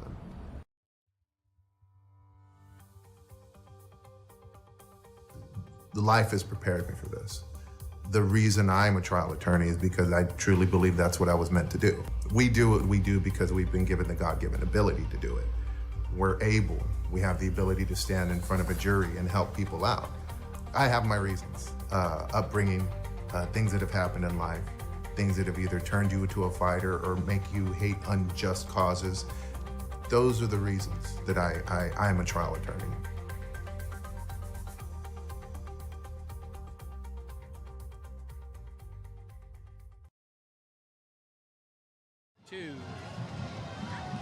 And we welcome you back. The second half just about to go underway here from Harlandale Memorial Stadium. Coach Robert Villafranca, Isabella Tellez, I'm Bobby Mendez. We thank you for joining us. The Cowboys with a 13-7 lead to start the second quarter. They will also get the football to start the second quarter as well. The touchdowns for the Cowboys in the first half was on a 1-yard keeper. It was, check that, it was Jonathan Longoria on a 3-yard run into the end zone, and then it was a Justin Rodriguez touchdown on a 10-yard run into the end zone. The extra point was good on that one. The extra point not good on that first touchdown. The only touchdown for the Hurricanes came on a 13-play drive, and it was a keeper 1-yard run into the end zone for Albert Goodlow, the quarterback. Bobby, for the McCollum Cowboys, Julian Roque hasn't gotten into the end zone, but he's done a lot of the heavy lifting. And Coach Williams very heads up there. He had 12 men on the field in that kickoff team. Somebody counting, telling him, let's get one of those guys off. And he gets it. He gets his player off in time before a penalty is called. So the Cowboys, like as you said, a 13-7 lead. They're going to get the ball back, but they've got a stiff headwind that they'll be facing for the entire third quarter. The wind really picked up here at halftime. Getting ready to kick off is Francisco Parga, and he kicks that through the end zone. Was that the wind helping him? Well, he hasn't done it. He hasn't done it yet, so I'm going to have to. You got to give the wind a little credit there. You know, we talked about that. The wind indeed picking up just a bit here in this second half. I felt that wind coming in right in the middle of the of halftime here. Hey, Bobby, I'm not a meteorologist, but the wind didn't pick up just a bit. I mean, it picked up a little bit more than just a bit. What's the term that you use for a little more than just a bit? A lot more. A lot, right? Yeah. A significant difference in wind velocity from the get-go of this game.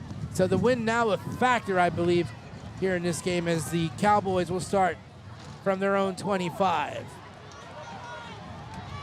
Roque gets across the 30 up to the 31-yard line. Julian Roque on the carry. We're over here on the visitor side of Memorial Stadium all season long as Memorial Stadium undergoes some big-time renovations. The home side not available during the football season, and of course the press box is over there on the other side. So lights are on in the press box, Coach. Yeah, they're on. Lights on, nobody home. We're on this side. Lights are on over here as well. Yeah. But credit to the Harlandale ISD athletic department to has really made the best of a very tough situation. Roque back to back. He's got the football and the first down. Move the chains once again for the Cowboys as Roque picks up 8 yards on that carry. Already at the 40-yard line, the Cowboys are. A punishing runner, Roque is, and the benefit of being on the offensive side of the ball is you can still keep tearing things up once you go out of bounds if anybody's in your way, and Roque certainly did. It's like a bowling ball back there. Sometimes the defensive players look like pins. New set of downs. First down of the half here for the McCollum Cowboys. Man in motion. Rodriguez will keep it, and he gets brought back at the 40-yard line. So no gain on that play as the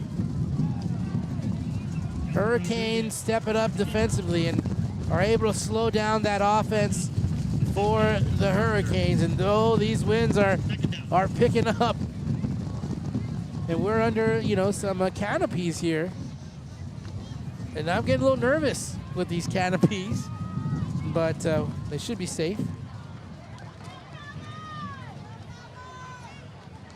Second down and 10. Have you seen Toto?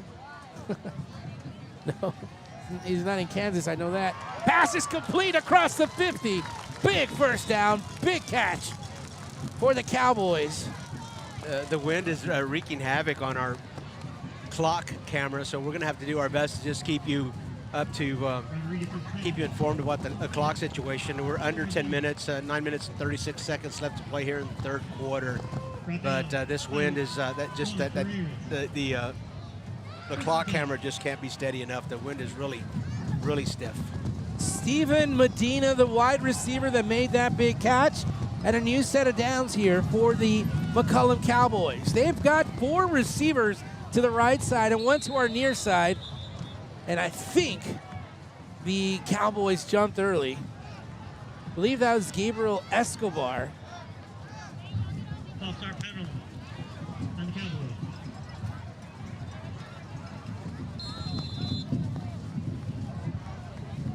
First and 15.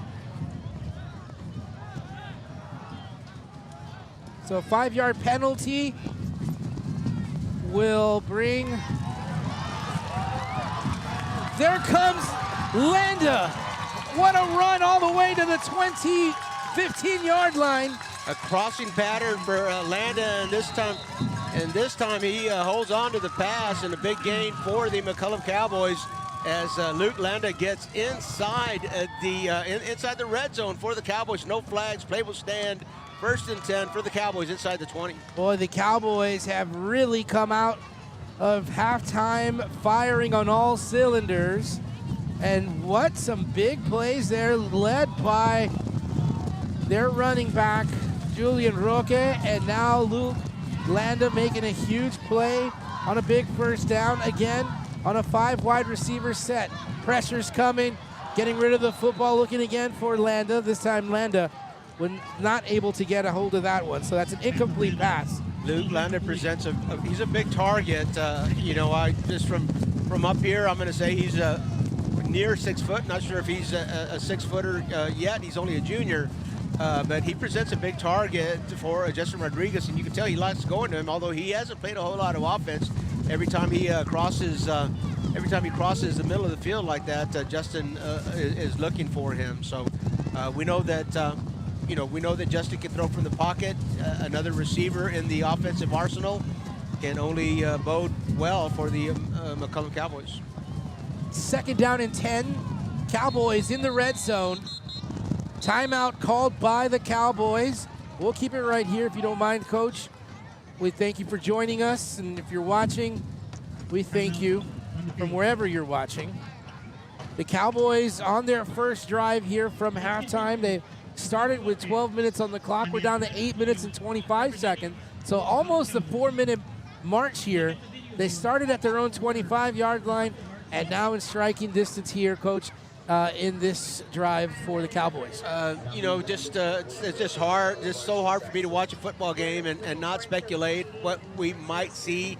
Julian Roque has been key in this situation. They have used him right down Main Street. They've used him around the edge as well. So 2nd and 10, probably 4-down territory. You don't have to be you don't have to be impatient here. You've got 4 downs to get your 10. So maybe a Julian Roque carry, maybe an option here for the Cowboys. And that's the one thing about the Cowboys this year. They've got options on the ground, in the air, or a quarterback keeper. What will it be? We shall see. And it's an option to Longoria. Longoria gets down across the 15, right back to what was the original line of scrimmage.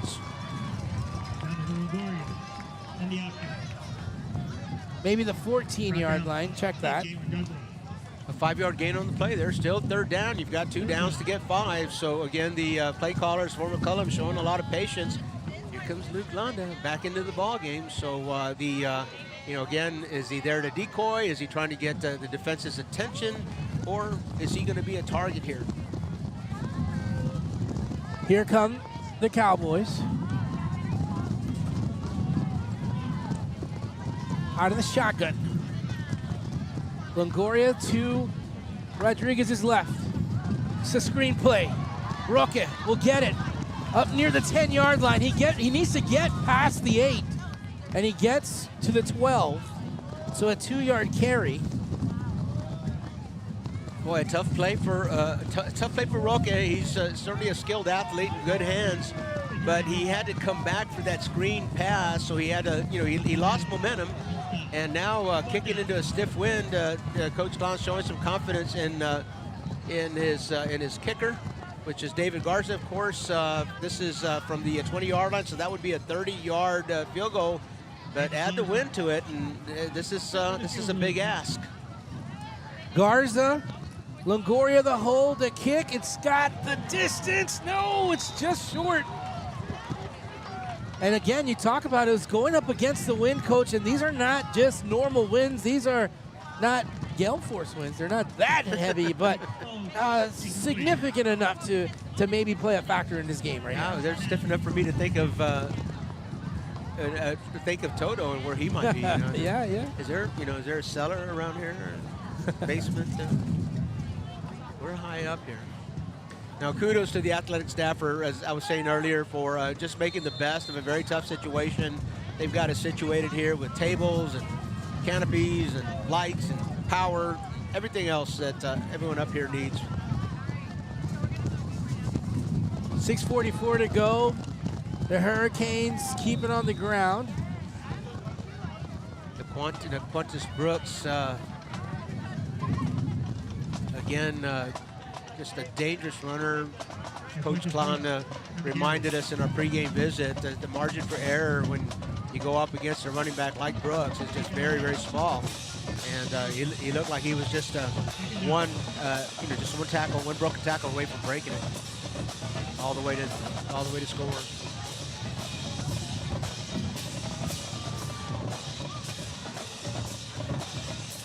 The delayed quarterback keeper. Landa with a big tackle as Albert Goodlow took it himself, picking up another 2 yards. But good stop there by Luke Landa. I like his technique as he wraps the ball carrier around. He wasn't terribly interested in delivering a lot of impact there, but he says, I'm going to put my arms around you. You ain't going anywhere. We'll go to the ground, make it 3rd down.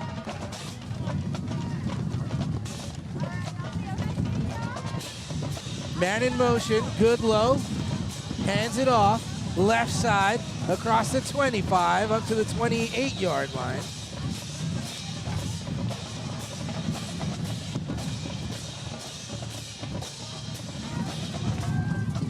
Ball carrier is Jaden Cervantes. So now it brings up a 4th down here for The Hurricanes. They're lining up. They ain't punting into this wind. They're going to punt with the wind behind them. Oh, yeah, they will. If they did. Trouble. Bad snap, but it's going to have some push. It's going to be very close. Bob, Yasby, forward progress did get him across the 30-yard line, and that's where, of course, after the missed field goal, they started the possession at the 20. So this is a little easier to call. But yeah, I agree with the official's call there. Even though he was driven back, that forward progress did get him across the 30. Ball was spotted at the 28. They needed to get to the 30. They got to the 31. Here come the Hurricanes after a first down. Left side, crossing the 35 to the 36. So Hurricanes, after that first down pickup, moving the ball here, Coach. Gutsy call. Gutsy call. Fourth and 2. Down, back at inside their 30-yard line. Yep. Deep back at their own 30. Had the advantage of the wind. If they wanted to punt, they might have been able to flip the field, but Coach Williams has offense on his mind. Second down now at the Hurricane 35. It's a high snap, the handoff.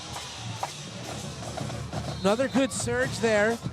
The running back able to withstand 2 big hits.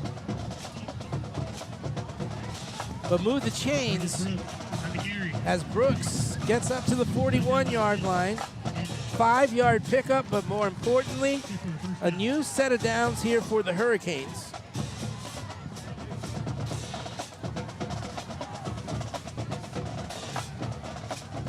No huddle for the Hurricanes. Goodlow keeps it himself, finds some room to the left side and gets to the first down marker. Quite possibly picking up another first down. Yep, he does. Right at the 50-yard line. Oh, he's just shy. 9-yard pickup for Albert Goodlow and the Hurricanes. The clock at 3 minutes. They keep it on the ground, up the middle, into Cowboy territory, down at the Cowboy 41. Another back-to-back 9-yard pickup here for the Hurricanes. The Hurricanes bringing in the wind here at Harlandale Memorial Stadium. Up the middle, across the 35. Big runs for the Hurricanes on this drive alone. Again, the drive started at their own 20-yard line. Now at the Cowboy 35. Second down and 5. 2 receivers left side, 1 to our near side. 1 man in the backfield with Albert Goodlow. Out of the shotgun. Goodlow hands it off. Across the 35, just inside of the 34. Small gain there, 1 yard this time, as the McCollum Cowboy defense able to contain that running play by Marquise Brooks. Trips now to the left side for Goodlow and the Hurricanes. Fakes a handoff. Going down the middle of the field, the pass is caught inside the 10.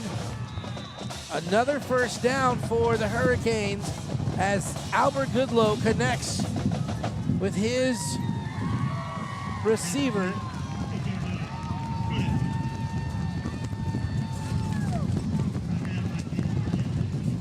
We'll check that number as the Hurricanes bring it and keep it on the ground inside the 10.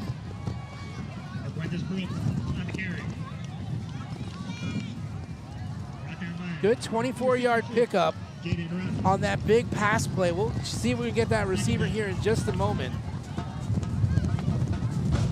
1 yard pickup on that run by the Hurricanes.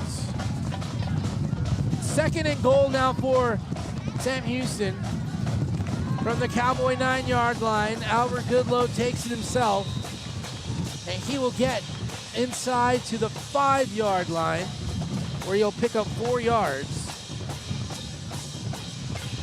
Just under a minute to play. The Hurricanes want to take full advantage of this quarter right now before the field flips. At a timeout. Coach, this would be the 15th play of the drive here. We'll take a quick break with them. You're watching high school football, brought to you by Martinez and Associates.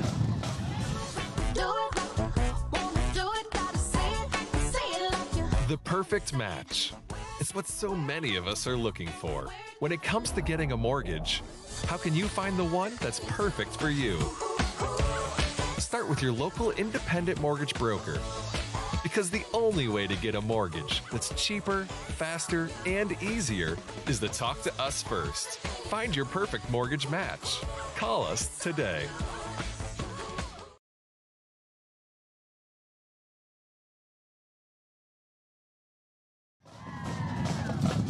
Getting some great shots of the McCollum band here. I know, Coach, you're talking about how they... Percussion, they're getting after it. They got UIL competition tomorrow, but they're having their Friday night fun. Mr. Borrego said they don't perform till 6:30 tomorrow, so they're young. They can recover. Well, they're trying to keep this crowd in this ball game because the Hurricanes are trying to sneak in the back door here. The right side into the end zone. Touchdown, Sam Houston. Jaden Cervantes from 9 yards out. Check that, from 5 yards out. Touchdown, Sam Houston. Opportunity here to take the lead on this extra point.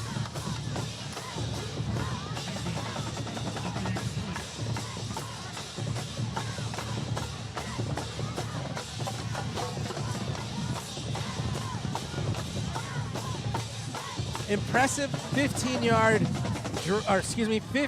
play drive for the Hurricanes. There's the kick, it's up, and it's good.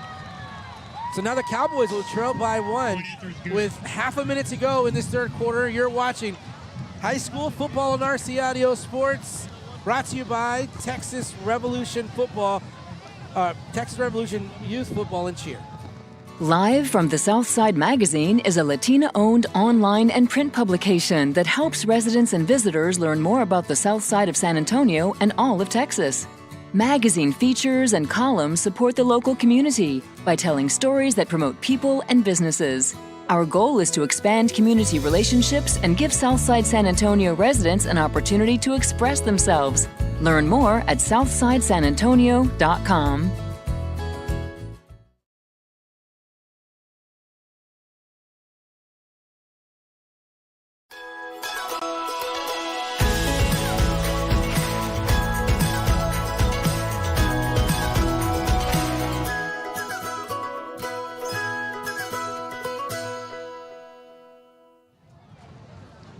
Welcome you back after that very long 15-play drive by the Hurricanes. Is a 5-yard touchdown run by Jaden Cervantes. The Hurricanes took 6 minutes, 25 seconds off the clock and now take the lead 14-13 with 29 seconds remaining in this third quarter. High kick, dropped, picked up at the 6-yard line. Here comes Landa. He's got some speed, and he gets past the 20, maybe the 21-yard line, where the Cowboys will take over with 22 seconds remaining in this third quarter. Wondering if they will run a quick little play just to let that clock wind down and switch the field. They keep it on the ground. One snap will get them into the fourth quarter. If they throw it, might have to have a couple of downs into this win. I'm sure that Justin Rodriguez is chomping at the bit to have the win behind him. But yeah, that would be very beneficial for the drive for the Cowboys. They keep it on the ground. Give it to Roque. Breaks a couple tackles. Carries a few defenders. Gets the first down. Great positioning as they move the chains up to the 38-yard line. 17-yard carry by Roque. I made, I commented on that a couple of times last week when we watched the play against the Burbank Bulldogs. He's a big kid, but he's light on his feet, man. I mean, he's got a juke and he's got some speed, and well, my guess is the guy can dance. He dances on the football field very well, so I can see where you're coming from. That's going to do it for 3 quarters of play. We have one more quarter coming up. Keep it right here. We'll be right back. It started in 2019 with Texas Revolution Youth Football and Cheer. It was inspired by my sister, my late sister, Patricia Galaxy Mora. She had passed away. Before she had passed away, we had conversations about starting my own organization. Right now, our actual motivation is to get these kids to the next level as far as getting ready for middle school and high school football. Our plan for Texas Revolution is not only teaching them the fundamentals of football and cheer, but it's also teaching them how to be great young men and women, providing for the city south side, and also raising them right. No pass, no play. Being here and being very respectful to their coaches, to their moms, their dads, their guardians. Welcome you back to the final 12 minutes of play here in the south side of San Antonio, Harlandale Memorial Stadium. Julian Roque gets up to the 40-yard line. Roque, the wrecking ball machine, if you will. Roque Wrecker. The Roque Wrecker. Well, we're checking back at our stream, and Marty T. Bob, the Falcon family watching. We appreciate you watching. Roy Vieta, if you're I'm not sure when that went up, but the score is 14-13 in favor of McCollum, as the banner right there on the screen shows you. Again, we thank you for tuning in to RC Audio Sports on the YouTube channel. We hope you've subscribed. Never miss a stream. Subscribe. Here come the Cowboys. Rodriguez has pressure, rolls out, dumps it off to Roque, hurdles the defender. A little stop and go for Julian Roque. And Coach, I'm gonna believe in what you just said about Julian Roque as a dancer, because he just put on some moves on that play right there. A hurdle, a little stop and shuffle, and now a 3rd and short situation here for the Cowboys. 6-yard pickup. Oh boy. Julian Roque just feeling really comfortable today. Just so versatile. I mean, just exceptionally versatile. You can use him in the power game. You can use him around the edge. Get him out in space. He's going to make people miss. Power formation up the gut. Here come the Cowboys, and they pick up the first down and some as they now get into Hurricane territory inside the 50 at the 47-yard line.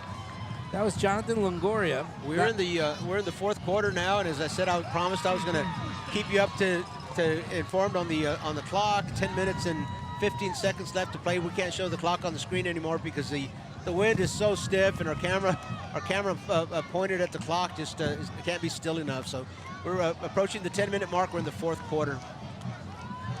5 wide receivers set now for the Cowboys. They've got the wind at their back. 3 receivers left and 2 to the right. Rodriguez looks left. Now he's looking down the middle. Across the middle. The pass is complete. What a catch. What a throw. Jonathan Longoria.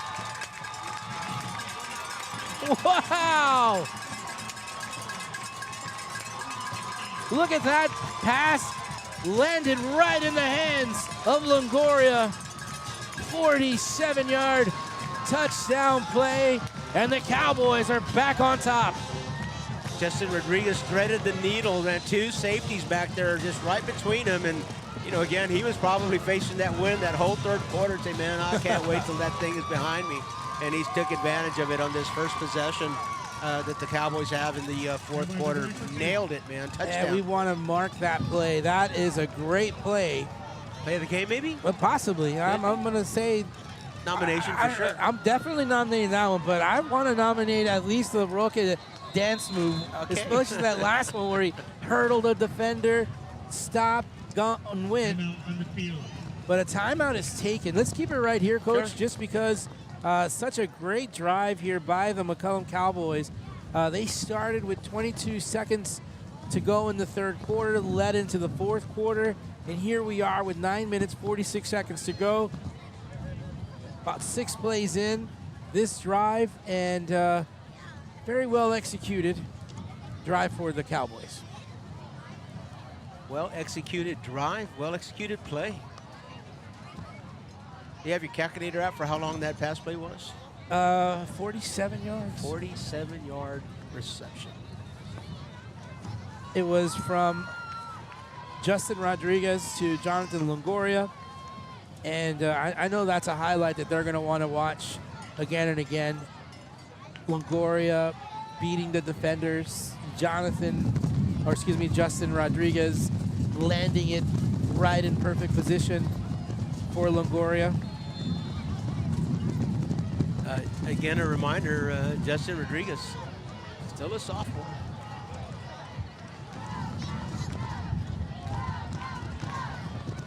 Cowboys are going for 2, trying to make up for that missed extra point earlier. The pass is caught, but they're stopping the play with flags. False start is the preliminary indication against the Cowboys, so they're gonna move back 5. They'll be snapping from the Hurricane 8-yard line, and here again, up by 5. It's kind of early to start using your. You're up by 2 and up by 1, or go for 2, go for 1 right. card, but still with a 5-point lead.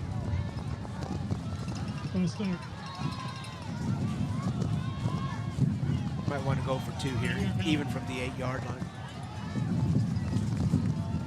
They were going for 2 before this.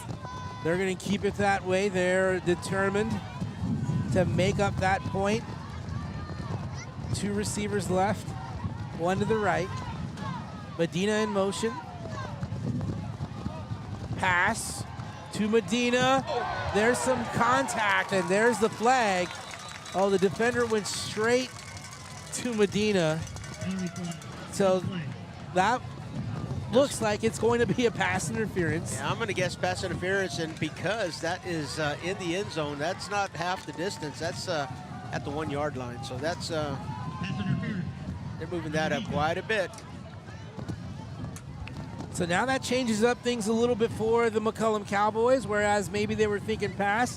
And I beg your pardon, the 2-yard line, not the 1-yard line. So you start your extra point line of scrimmage at the 3. They took a 5-yard penalty, interference in the end zone. You move that ball up to the 2-yard line if you have interference in the end zone. So here we go from the 2.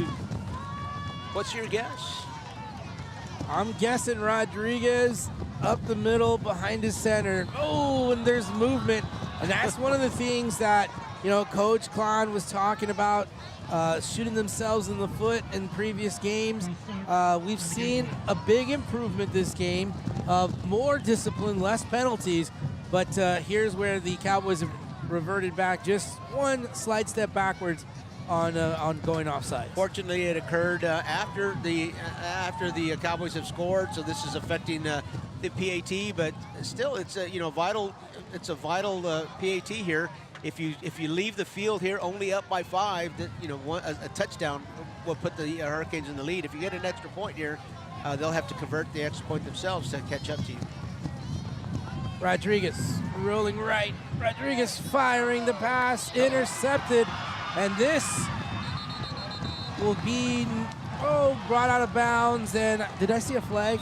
That was a flag, yeah. So you can return, an extra point interception. If they'd run it back, it'd have been good for 2. But it looks like there was some contact. Beyond the sideline. So that will that penalty will be assessed at the kickoff. Well, nonetheless, Coach, good drive for the McCollum Cowboys. They couldn't finish it off with the extra point or the 2-point conversion. That ball was intercepted. They lead now by 5 points. It was a spectacular throw by Justin Rodriguez to Jonathan Longoria, 47-yard touchdown pass.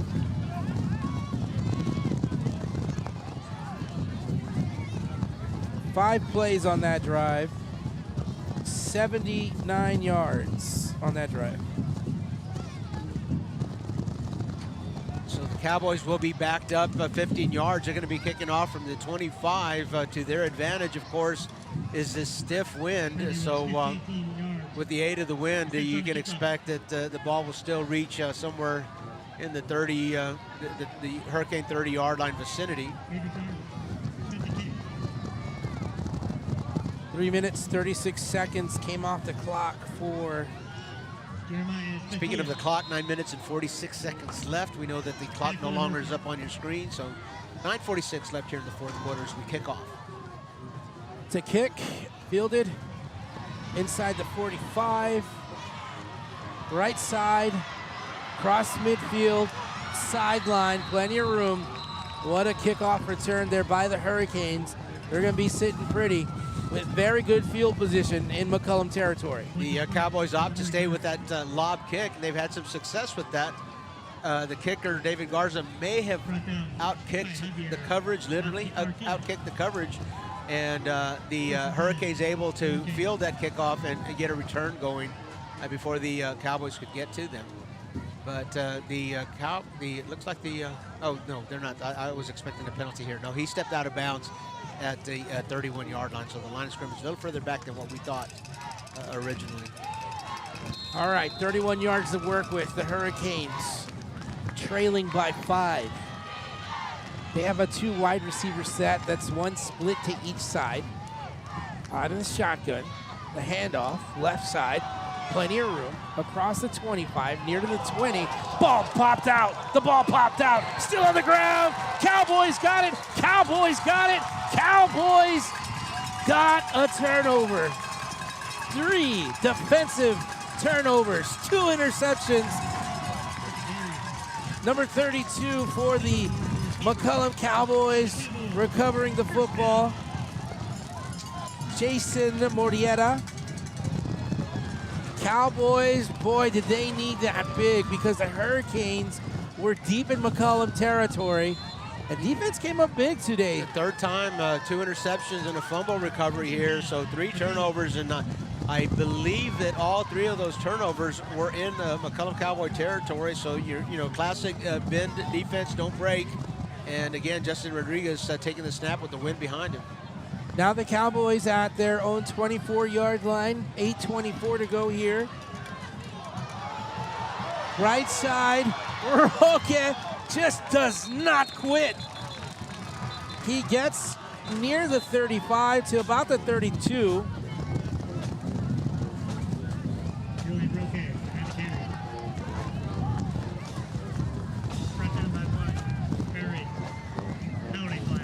There is a penalty flag, though.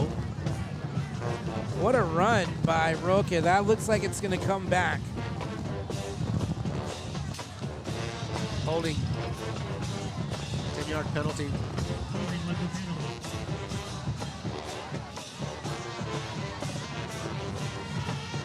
So now it's going to be a first down and long situation here for the Cowboys. They're back at their own 14-yard line. We talked about the importance of this ball game coming in. Both of these 2 teams sitting at 2 and 3 in district. A win for either one of these teams will put them at 500 and a way to control their own destiny and be one of the top 4 teams to make the playoffs. Here comes the blitz, and Justin Rodriguez is going to go down. That pocket collapsed immediately. Came from Justin Rodriguez's blind side. He may have not been aware there, but boy, he got to Justin in a hurry. I think Justin was still waiting for the pass route to develop, and he got sacked. He's really done an exceptional job all year long of not taking the sack and throwing the ball away, but that one came from the blind side, so if he didn't hear him, he didn't see him, I know. He just had nowhere to go. 7-yard loss on that sack. Roque gets the handoff. Roque doesn't get much room. He gets up to the 11, but he still picked up 4 yards. It's a classic example of how important it is to have a quarterback that's a thinker. A couple of things that you tell a quarterback is you don't throw an interception on first down. Don't do it. And you also tell him not to take a sack. So he had to make a decision there. He had no place to go. It's first down. I can't really get rid of it. Better of two evils is to take the sack. You certainly don't want to give up an interception. Is that inside that pocket is what you would call it, in between a rock and a hard play. He had nowhere to go. 5 wide receivers set now. Big third down here for the Cowboys. Sam Houston bringing the blitz. There's flags. Rodriguez has to scramble. Rodriguez gets rid of the football. Steven Medina, the intended receiver. The pass is incomplete as he was looking for him along the sideline right near the first down marker, but the pass is incomplete. We've seen Justin Rodriguez and Steve Medina connect on a couple of passes, and Steve can really go up and get him.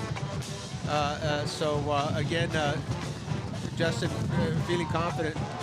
That is a false start against the Cowboys. Usually let that play go. It's declined. Fourth and long now. Fourth and long. Well, the good thing is the Cowboys will punt the ball, and they will have the wind at their back to help with that punt. If you're rooting for the Cowboys, the bad thing is that you're punting to Jaden Cervantes, who can return anything from anywhere, and you certainly want to punt away from him, wind at your back or not. Nice boot. That's going to go inside the 40. A huge McCollum bounce. And Cervantes will pick it up, and he goes down inside the 25. So a great punt by the Cowboys. A 62-yard punt.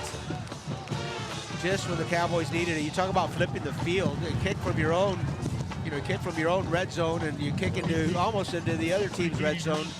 Boy, that's a play of the game. Yeah, ball was spotted at the snap, the 11-yard line. So usually the 10 yards back from the snap. 6:56 to go. The Hurricanes have the football right back, and they are at their own 24. Big run up the middle, and there's that spin move. It's a running back off to the races along the sideline. One man to catch him. No, into the end zone. 64-yard run. Brooks with an amazing run. As you can see the replay here, as Brooks turned on the jets and got into the end zone. One play, 64 yards into the end zone. Brooks is fast. Did we say small margin of error? Oh, boy. I could not write down that fast enough. And then I look up, and there goes Brooks. And here you see the cost of missing the PAT for the Cowboys with the touchdown. The Hurricanes have taken the lead. They don't need the PAT to take the lead. Certainly want to tack it on, though. Extra point is good. The good news out of this touchdown, Coach, is the Cowboys get the ball right back, and maybe they can do something on the kickoff return to get some better field position. But stay tuned.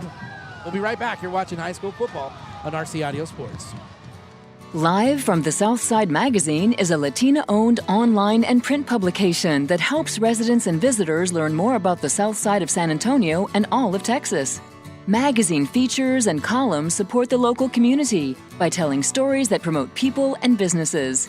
Our goal is to expand community relationships and give Southside San Antonio residents an opportunity to express themselves. Learn more at southsidesanantonio.com. Welcome you back to action here from Harlandale Memorial Stadium. The Quintus Brooks just took it to the house, 64 yards into the end zone on a beautiful run where he found some room along the sideline and got in the end zone. The extra point is good, and the Sam Houston Hurricanes reclaimed the lead, 21-19. 6 minutes and 42 seconds left to play in the fourth quarter, and the Coach Klon certainly hoping that they are not going to follow last week's script. The Cowboys did have a lead late in the game and then gave it up to the Burbank Bulldogs. They had a good drive at the end, and it was just kind of broken down by some really good Burbank defensive plays. And that's the wind, you know, knocking the ball off the tee. This is, again, one of the things that special teams coaches will take into consideration here. How deep can you kick it? Is it worth kicking it deep, or do you just go ahead and squib it here and try to get the onside? Sam Houston's going to go and take it deep, and they get it all the way down to the 15-yard line. That's a good kick. Here comes Landa. Gets across the 30, and they get it up to the 35-yard line. Spin move of his own. Landa on the return. So the Cowboys with an opportunity here with plenty of time on the clock. We've seen them carry some really good long drives. We've seen them score quickly. Story of the night, mostly for the Cowboys, has been their defensive turnovers. Those 3 of the 2 turnovers resulted in scores. That most recent turnover, the fumble, did not result in a score, so they didn't capitalize there. That one resulted in a punt. Longoria in motion. Longoria, not the option man. It goes to Roque. Here he goes. Jukes the defender. Falls into the hands of another defender, but all that done after he did his work picking up a first down, getting across the 45-yard line. Cowboy fans love Julian Roque, man. I do He's too. a fan favorite. He gets the ball, he starts motoring down the field, and I think everybody up here vicariously I like that little helmet. Yeah. that little shuffle he does, the 1-2, and the leap. More like a deer prance. Robert Newhouse, who's with me? Okay. Anybody remember Robert Newhouse? No? Okay. Google him, all right? All right. He's probably on YouTube somewhere. Played for the Cowboys. First down for the Cowboys. Option again. Rodriguez keeps it. Almost thought about pitching it away, but does a good job. Crossed the 50-yard line, got to the 47. Longoria with a nice block over there on the edge, coming back, and you know the crackback is the old style crackback. Speaking of Robert Newhouse, when Robert Newhouse played in the Ice Age, you could crack back on these linebackers. Now you really can't. But Longoria, you know, he's out there. It was more of like a basketball pick. The linebacker not expecting him, and nice block. Justin Rodriguez in the huddle, getting the instructions, and Cowboys are set. It's a second down here, just at midfield. Roque gets the handoff, gets to the 45. 2-yard pickup there for the Cowboys. Under 5 minutes in the fourth quarter, 4 minutes and 45 and counting. Third down and short. The Cowboys needing to be disciplined here. And a third and very manageable 2 or 3 yards here. 2 yards, they'll call it. Ball at the 44. You hear that McCollum band trying to pump some energy into the Cowboys here. The handoff, right side. Spin move across the floor to move the chains. Down to the 39-yard line. Another first down. As Longoria helps. He helps the Cowboys move the chains. Plenty of time on this clock here, so the challenge or the objective for the Cowboys, get into the end zone. Don't leave too much time on that clock when you do get into the end zone. Right side, Longoria finds some room, gets a good block, and he goes out of bounds. The officials winding the clock, Bobby, so that clock's going to continue to run. Approaching the 3.5-minute mark here, the Cowboys down by 2 and driving. Second down and 8.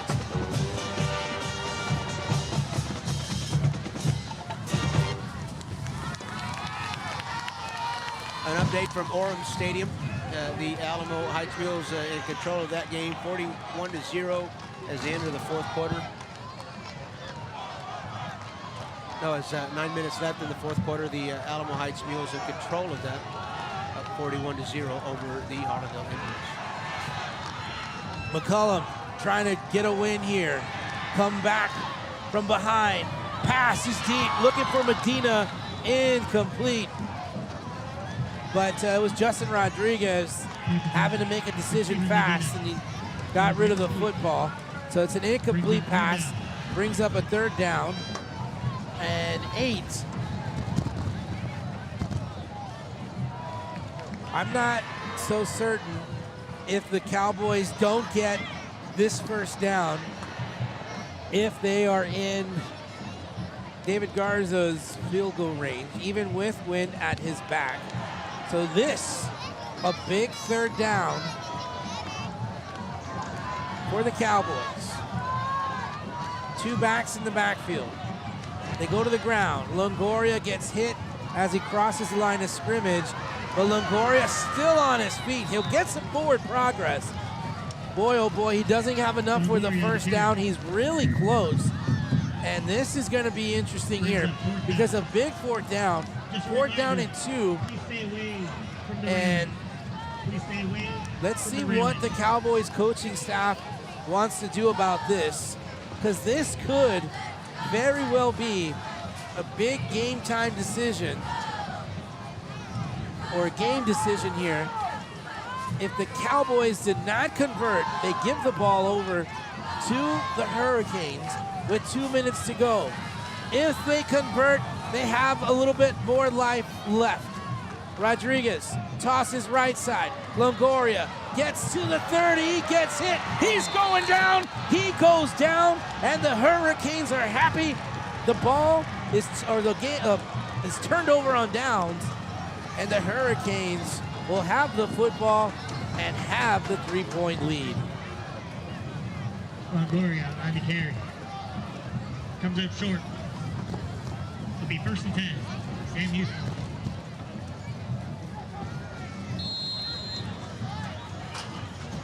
Well, it's going to take quite a bit with under 2 minutes to go. The trouble here is the Cowboys only have 1 timeout. So they're going to have to, they won't be able to call a timeout until the 3rd down.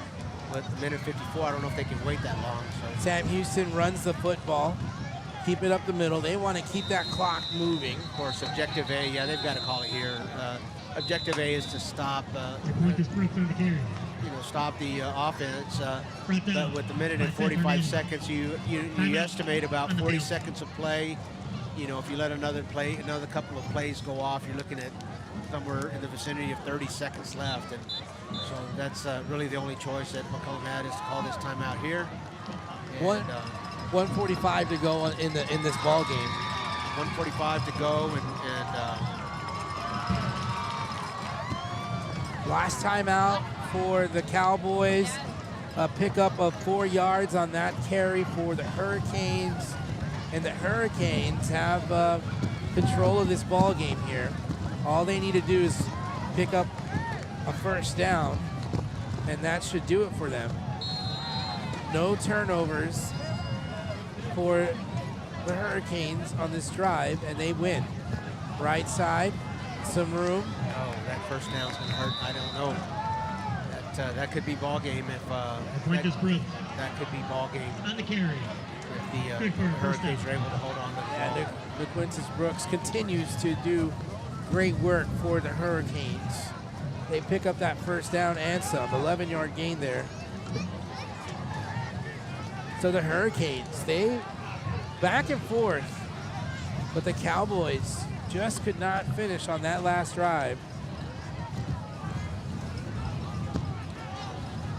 So we're gonna have to pick a player of the game here for both offense and defense for the Hurricanes. So that's one of the topics that we'll be talking about here.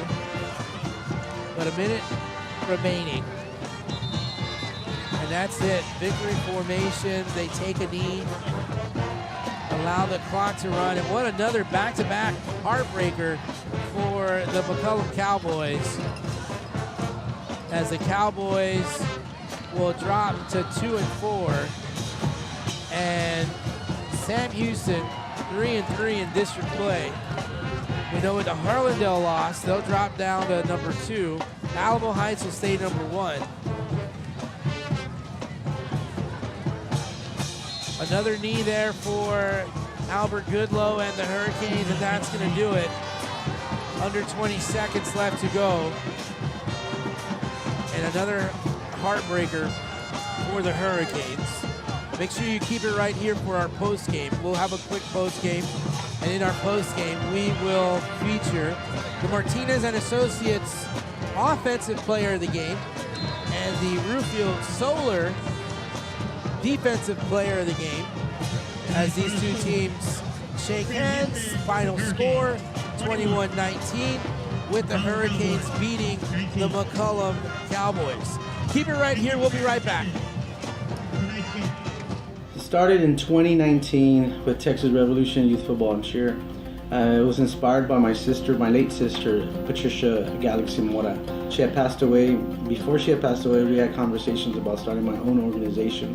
Right now, our actual motivation is to get these kids to the next level as far as getting ready for middle school and high school football. Our plan for Texas Revolution is not only teaching them the fundamentals of football and cheer, but it's also teaching them how to be great young men and women, providing for the city south side and also raising them right. No pass, no play. Being here and being very respectful to their coaches, to their moms, their dads, their guardians. And that's what we strive for, is to raising the next generation of athletes, but also great men and women too as well.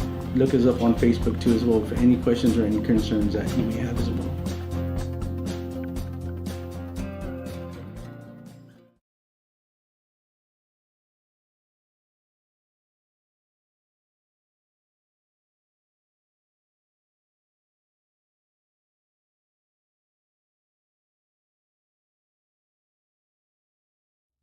Doing hair is an art, and I take great pride in it. I love my job. I opened my original hair salon on this side of town 26 years ago, and I still have some of the same clients. My location at Brooks is a dream come true. This is the right time and the right place to start a business at Brooks. The South Side is growing so much. What makes Brooks so attractive to business owners is the environment. Employees can live, work, learn, and play all in one area. The South San Antonio Chamber of Commerce is a cheerleader for businesses in and around Brooks, and we have a lot to be excited about. We're beginning to erase the economic gap between North and South San Antonio while still retaining our unique culture. Brooks is bringing economic prosperity to our side of town, and it's happening so quickly that the data is still catching up. Entrepreneurship is booming on the South Side. There's no limit to what can happen here. Hit by a motor vehicle, there's nobody that tells you that there's most likely going to be $1 billion insurance company protecting the driver that just hit you. It's a mistake to play in traffic, just like it's a mistake to go against an auto insurance company all alone. When you get into a car crash, don't fight the $1 billion auto insurance companies alone. If you've been injured in a car crash, call Martinez and Associates today at 210-337-1111. And we welcome you back to Harlandale Memorial Stadium, where we are wrapping up here. Coach Robert Villafranca, I am Bobby Mendez. We thank you for joining us. 21-19 our final score. The Sam Houston Hurricanes defeat the McCollum Cowboys. Big win for the Hurricanes in the Hurricane program. They go to 3-3 in the season on district. The McCollum Cowboys go to 2-4.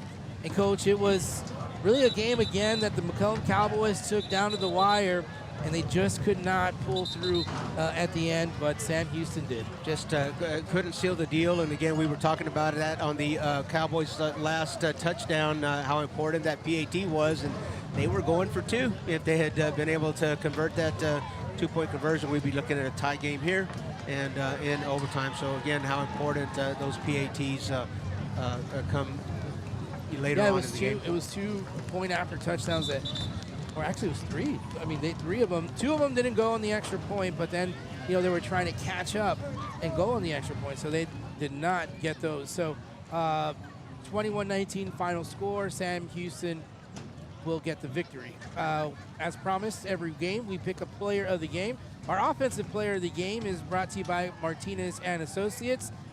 A lot of group effort there for the Sam Houston Hurricanes coach, and one name that just kind of really broke the game free for the Hurricanes, really kind of solidified and kept them at the top. Naquintus, maybe? Naquintus Brooks. Yeah. He had that big 64-yard touchdown run. Broke it open fourth quarter. Took the lead. When they needed it the most, they got it from Quintus Brooks. On the other side of the field, kind of like a double one for him, because Jaden Cervantes also played on offense. He did very well on offense. Right. But for our Rufio Solar player of the game, let's go with Jaden Cervantes. Jaden Cervantes. He did a fantastic job defensively for the Sam Houston Hurricanes. Well, that's going to do it for our broadcast this evening. We thank you very much for joining us. We thank Isabella Tellez for manning the camera. Good job, Isabella. First time on cameras. She made it look easy, so we're very grateful for her. She's very versatile. Sometimes what a team she's member, huh? Technical directing. Today she is on the camera. And thank you to you, Coach, as well as always. Setting up here early, appreciate that. So Coach Robert Villafranca, Isabella Tellez, I'm Bobby Mendez. Good night, everyone. We'll have some volleyball. Tuesday night, win at Harlandale. Subscribe to the RC Audio YouTube channel. You'll never miss a stream. And you'll follow us on social media. You'll know where we're going to be at. So just follow us there, and we'll keep you guys updated. So thank you very much for joining us, and have a good night and a good weekend.